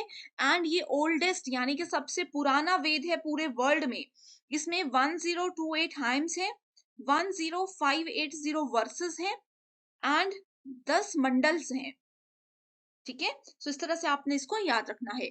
ये है हमारा पहला वेद। दूसरे वेद की अगर हम लोग बात करें सो वो है सामवेद। सामवेद को क्या बोला जाता है, book of chants. Book of chants का मतलब है कि जितने भी हमारे मंत्र हैं, जैसे कि गायत्री मंत्र है या कोई भी महामृत्युंजय का मंत्र आप बोल सकते हैं, कोई भी मंत्र है, वो सारे के सारे सामवेद के अंदर लिखे गए हैं। ठीक है, सो इसमें टोटल 1549 वर्सेस हैं एंड इंडियन म्यूजिक से रिलेटेड जितने भी इंपॉर्टेंट चीजें हैं वो सारी की सारी सामवेद के अंदर ही आपको मिलती हैं। तीसरा वेद आ जाता है यजुर्वेद। यजुर्वेद, ठीक है, यजुर्वेद को बोला जाता है बुक ऑफ सैक्रिफिशियल प्रेयर्स। इसको 2 हिस्सों में डिवाइड किया गया है। पहला है कृष्ण यजुर्वेद, दूसरा है शुक्ल यजुर्वेद। बस आपको इसमें यही याद रखना है। चौथा वेद आ जाता है अथर्ववेद। अथर्ववेद में जितने भी मैजिकल फॉर्मूलाज होते हैं, जो भी जादू टोने से रिलेटेड चीजें होती हैं, वो सारी अथर्ववेद के अंदर लिखी गई हैं। जैसे कि आपने सुना होगा किसी बीमारी को मंत्रों के द्वारा सही किया जाता है, वो सारे मंत्र कहाँ हैं? वो सारे मंत्र अथर्ववेद के अंदर लिखे गए हैं। करेक्ट? दूसरा पॉइंट आ जाता है यहाँ पे ब्राह्मणास। सो ब्राह्मणास क्या है? ब्राह्मण क्या करते हैं? वेदों को एक्सप्लेन करने में हमें मदद करते हैं। वेद को एक्सप्लेन करके हमें हम लोगों तक वो पहुंचाने में एक उनका एक रोल होता है। ठीक है, उसके बाद आ जाता है आरण्यक। आरण्यक क्या होते हैं? आरण्यक का मतलब होता है फॉरेस्ट, यानी कि वन, जंगल। ठीक है, so they are concluding portion of Brahmanas. So Brahmanas का ही एक पोर्शन होता है आरण्यक। उसके बाद आ जाते हैं उपनिषद। फिलोसफिकल होते हैं उपनिषद, जिसको कि वेदांता के नाम से भी जाना जाता है। एंड कितने वेदांत होते हैं? 108 वेदांत होते हैं। एग्जामिनेशन पॉइंट ऑफ व्यू से ये बहुत ही ज्यादा इंपॉर्टेंट है। करेक्ट। सो नेक्स्ट अगर हम लोग बात करें, यहाँ पे वो टॉपिक नहीं लिखा गया है एंड उसका नाम है वेदांगास। वेदांगास कितने होते हैं? टोटल 6 वेदांगास होते हैं। इसको हम यहाँ पे डिटेल में डिस्कस नहीं करेंगे। इसके लिए स्टूडेंट्स एक सेपरेट वीडियो मैंने बनाई हुई है, जिसका लिंक आपको डिस्क्रिप्शन बॉक्स में मिल जाएगा। मेरा यही सजेशन है कि आप अगर डिटेल में टॉपिक्स को पढ़ना चाहते हो तो आप उसको वहां पर जरूर देख सकते हो। लिंक को डिस्क्रिप्शन बॉक्स में देख सकते हो, क्योंकि ये सेशन क्विक रिवीजन के लिए है, इसीलिए यहाँ पे हम बेसिक इंफॉर्मेशन ही आपको दे रहे हैं। नेक्स्ट आ जाता है Buddhist universities. So Buddhist universities में आती है नालंदा, उदंतपुरी, विक्रमशिला, सोमपुरी, जगदा और वल्लभी। इसके प्लेसेस भी देख सकते हो। एंड फाउंडर्स आर नॉट इतने ज्यादा इंपॉर्टेंट, लेकिन प्लीज आपको पता होना चाहिए। इन सभी यूनिवर्सिटीज को वन बाय वन अब हम लोग आगे जाकर के डिस्कस करने वाले हैं। ठीक है, सो सबसे पहली यूनिवर्सिटी आ गई है हमारे पास, तक्षशिला यूनिवर्सिटी। ठीक है, सो तक्षशिला यूनिवर्सिटी वर्ल्ड की सबसे पुरानी यूनिवर्सिटी है। इसकी स्पेलिंग ये भी हो सकती है। Correct. So one of the री ओन्ड एंशियंट यूनिवर्सिटी, जो कि तक्षशिला नाम की जगह पर थी, इसीलिए इसको तक्षशिला यूनिवर्सिटी बोला गया था। सो बुद्धिस्ट लिटरेचर में इसके बारे में जो है लिखा गया था। एंड तक्षशिला यूनिवर्सिटी में जितनी भी इंफॉर्मेशन थी वो वाल्मीकि रामायणा ने दी थी। And particularly this university is known for what? Ancient scriptures, law, medicine, astronomy, military science and और भी ज्यादा आर्ट्स के 18 सब्जेक्ट्स इसके अंदर काउंट किए गए थे। एंड अगर हम बात करें सो बहुत सी कंट्रीज जैसे कि चाइना है, ग्रीस है, इस तरह की बहुत सी कंट्रीज के 10,000 से भी ज्यादा लोग हर साल यहाँ पे एडमिशन लेते थे। Next university we have Mithila university. So Mithila क्या है? ज्योग्राफिकल एंड कल्चरल रीजन है, Indian subcontinent, bounded by Mahananda river in the east of Ganga. And इसमें लिटरेचर, फाइन आर्ट्स, साइंस, ये सब चीजें सिखाई जाती थी। एंड सबसे इंपॉर्टेंट, सबसे मेजर फोकस मिथिला यूनिवर्सिटी में किस चीज पे लिया जाता था? वेद और न्याय शास्त्र इसमें पढ़ाया जाता था। ये इसके मेजर फोकस वाले सब्जेक्ट्स थे जो कि एग्जाम में पूछे जाते हैं। Next we have Telhara university. Telhara जो है एक विलेज का नाम है, नालंदा डिस्ट्रिक्ट, बिहार के अंदर। So Buddhist monastery ancient India के साइड पर ही जो है ये है। एंड नालंदा यूनिवर्सिटी इसी के पास में है। Telhara university was older than Nalanda and Vikramashila. So इन दोनों यूनिवर्सिटी से भी पुरानी है तेल्हारा यूनिवर्सिटी। सो इस तरह से वैसे तो ये यूनिवर्सिटी इतनी इंपॉर्टेंट नहीं है, क्योंकि इसको नालंदा और विक्रमशिला से यहाँ पर रिलेट किया गया है, तो ये एक स्टेटमेंट एग्जाम में पूछी जा सकती है। Then we have Shardapeeth temple university. So it is a cultural site and ancient temple located in Pakistan occupied Kashmir region. इसमें सिंपल सी बात करें सो पालिनी के अंदर जो भी टेक्स्ट लिखा गया है, ग्रामरियंस जो भी होते हैं वो सारे यहाँ पर स्टोर किए गए हैं। ठीक है, एंशियंट स्कॉलर्स जो है यूनिवर्सिटी के, जैसे कि कल्हाना है, ये जितने बड़े बड़े साइंटिस्ट हैं या बड़े बड़े स्कॉलर्स हैं जो कि बेसिकली हिस्ट्री पे फोकस करते हैं, जिन्होंने हिस्टोरिकल प्लेसेस पर रिसर्च की थी, वो सारे यहीं से पास आउट हुए थे, हम ये बोल सकते हैं। Correct. Next is Nalanda university. So Nalanda university Tibet, China, Greece, यहाँ सभी जगह के स्टूडेंट्स भी इधर पढ़ने आते थे। ज्यादातर इसमें Mahayana Buddhism, Veda, logic, Sanskrit, grammar, medicine, Kamakhya और इस तरह के सब्जेक्ट्स पढ़ाए जाते थे। एंड स्टूडेंट्स, आप लोगों ने एक नाम जरूर सुना होगा जो कि है बख्तियार, बख्तियार खिलजी। आपने ये नाम सुना होगा। बख्तियार खिलजी ने इस नालंदा यूनिवर्सिटी को डिस्ट्रॉय कर दिया था, क्योंकि ये बहुत ही ज्यादा फेमस यूनिवर्सिटी थी। Next university we have Udantapuri university. So ये भी बिहार में है, उदंतपुरी में है। सो इस यूनिवर्सिटी में बेसिकली बुद्धिज्म, वैदिक चीजें, ये सब चीजें पढ़ाई जाती थी। सबसे फेमस लोगों की अगर हम बात करें जो इस यूनिवर्सिटी से पढ़े हुए हैं, वो है आचार्य श्री गंगा। ठीक है, विक्रमशिला से वो भी वो पढ़े हुए हैं एंड यहाँ से भी वो पढ़े हुए हैं। Next we have Vikramshila University, that is one of the most important university for your examination. So Vikramshila University and Nalanda University are two most important centers of learning in India during Pala Empire. So ये university पाला empire के दौरान running state में थी, नालंदा और विक्रमशिला दोनों ही। ठीक है, ये पाला एम्पीरियर धर्मपाला के द्वारा बनाई गई थी एंड इसमें जो है लॉजिक, फिलॉसफी, व्याकरण जिसको कि ग्रामर बोला जाता है, ठीक है, इस तरह के सारे सब्जेक्ट, शास्त्र वगैरह, ये सब सब्जेक्ट इसमें हमेशा से पढ़ाए जाते थे। नेक्स्ट क्वेश्चन देख सकते हो स्टूडेंट्स, ये क्वेश्चन जो है यूजीसी नेट एग्जामिनेशन में मोस्ट एक्सपेक्टेड क्वेश्चन है, जरूर जरूर पूछा जाएगा। ठीक है, सो ये है, the founder of Vikramshila university was what. अभी मैंने आप लोगों को इसका आंसर बताया, धर्मपाला। ठीक है, पाला भी आ सकता है एग्जाम में, धर्मपाल भी आ सकता है, तो आप इसको ध्यान से देख लीजिएगा। नेक्स्ट है types of knowledge in Jainism. So Jain धर्म की अगर बात करें तो इसमें नॉलेज के टाइप्स होते हैं मति जनना, श्रुत जनना, अवधि जनना, मना पर्याय जनना एंड केवल जनना। बहुत ही सिंपल सी वन लाइनर मैंने यहाँ पे आप लोगों को स्टेटमेंट्स दी हैं जो कि आप लोग पढ़ सकते हो, एग्जाम में आपको मदद करेगी। नेक्स्ट इंपॉर्टेंट टॉपिक आ जाता है हायर एजुकेशन बिफोर इंडिपेंडेंस। आजादी से पूर्व उच्च शिक्षा में कौन कौन से एक्ट्स बनाए गए थे, ये एग्जाम में आते हैं, तो इसकी बेसिक सी इंफॉर्मेशन मैं आपको दूंगी। आपको नाम याद रखना है, जैसे कि चार्टर एक्ट 1813 में बना था, तो ये ईयर एग्जाम में पूछा जा सकता है, या फिर ऐसा पूछा जा सकता है डायरेक्टली कि 1813 में हायर एजुकेशन बिफोर इंडिपेंडेंस कौन सा एक्ट बनाया गया था, तो आपका आंसर होना चाहिए चार्टर एक्ट। सो सभी के ईयर आपको याद रखने हैं। सो चार्टर एक्ट 1813 की अगर बात करें, so it allotted rupees 1 lakh to promote education in India. So इन्होंने 1 लाख रुपी उस समय पे प्रमोट किया था 1813 में, ताकि वो हायर एजुकेशन को इंडिया में प्रमोट कर सके। जितने भी क्रिश्चियन मिशनरीज थे उन्होंने इंग्लिश और क्रिश्चियंस की जो अलग से और भी लैंग्वेजेस होती हैं उन सभी को इसमें अलाउ कर दिया था। ठीक है, एंड बेसिकली साइंटिफिक जो आपकी एजुकेशन है उस चीज पर इसमें फोकस किया गया था कि साइंस को हम लोग बढ़ावा दें। Establishment of Hindu college in Calcutta which letter became presidency college in 1855 and presidency university 2010। सो ये जो मैंने आपको बताया कि 2010 में जो प्रेसिडेंसी यूनिवर्सिटी है एंड 1855 में जिसको प्रेसिडेंसी कॉलेज के नाम से जाना जाता था, हिंदू कॉलेज था वो कैलकाटा का पहले, वो इस एक्ट के अंदर बनाया गया था। ठीक है, गवर्नमेंट ने इसमें 3 सेटअप और किए थे। इसमें था एक Sanskrit college of Calcutta, Delhi and Agra, ये तीनों ही इस एक्ट के अंदर बनाए गए थे। आपने जरूर ये यूनिवर्सिटीज के नाम सुने होंगे। नेक्स्ट वी हैव एफिंस्टन रिपोर्ट जो कि 1823 में बनाई गई थी।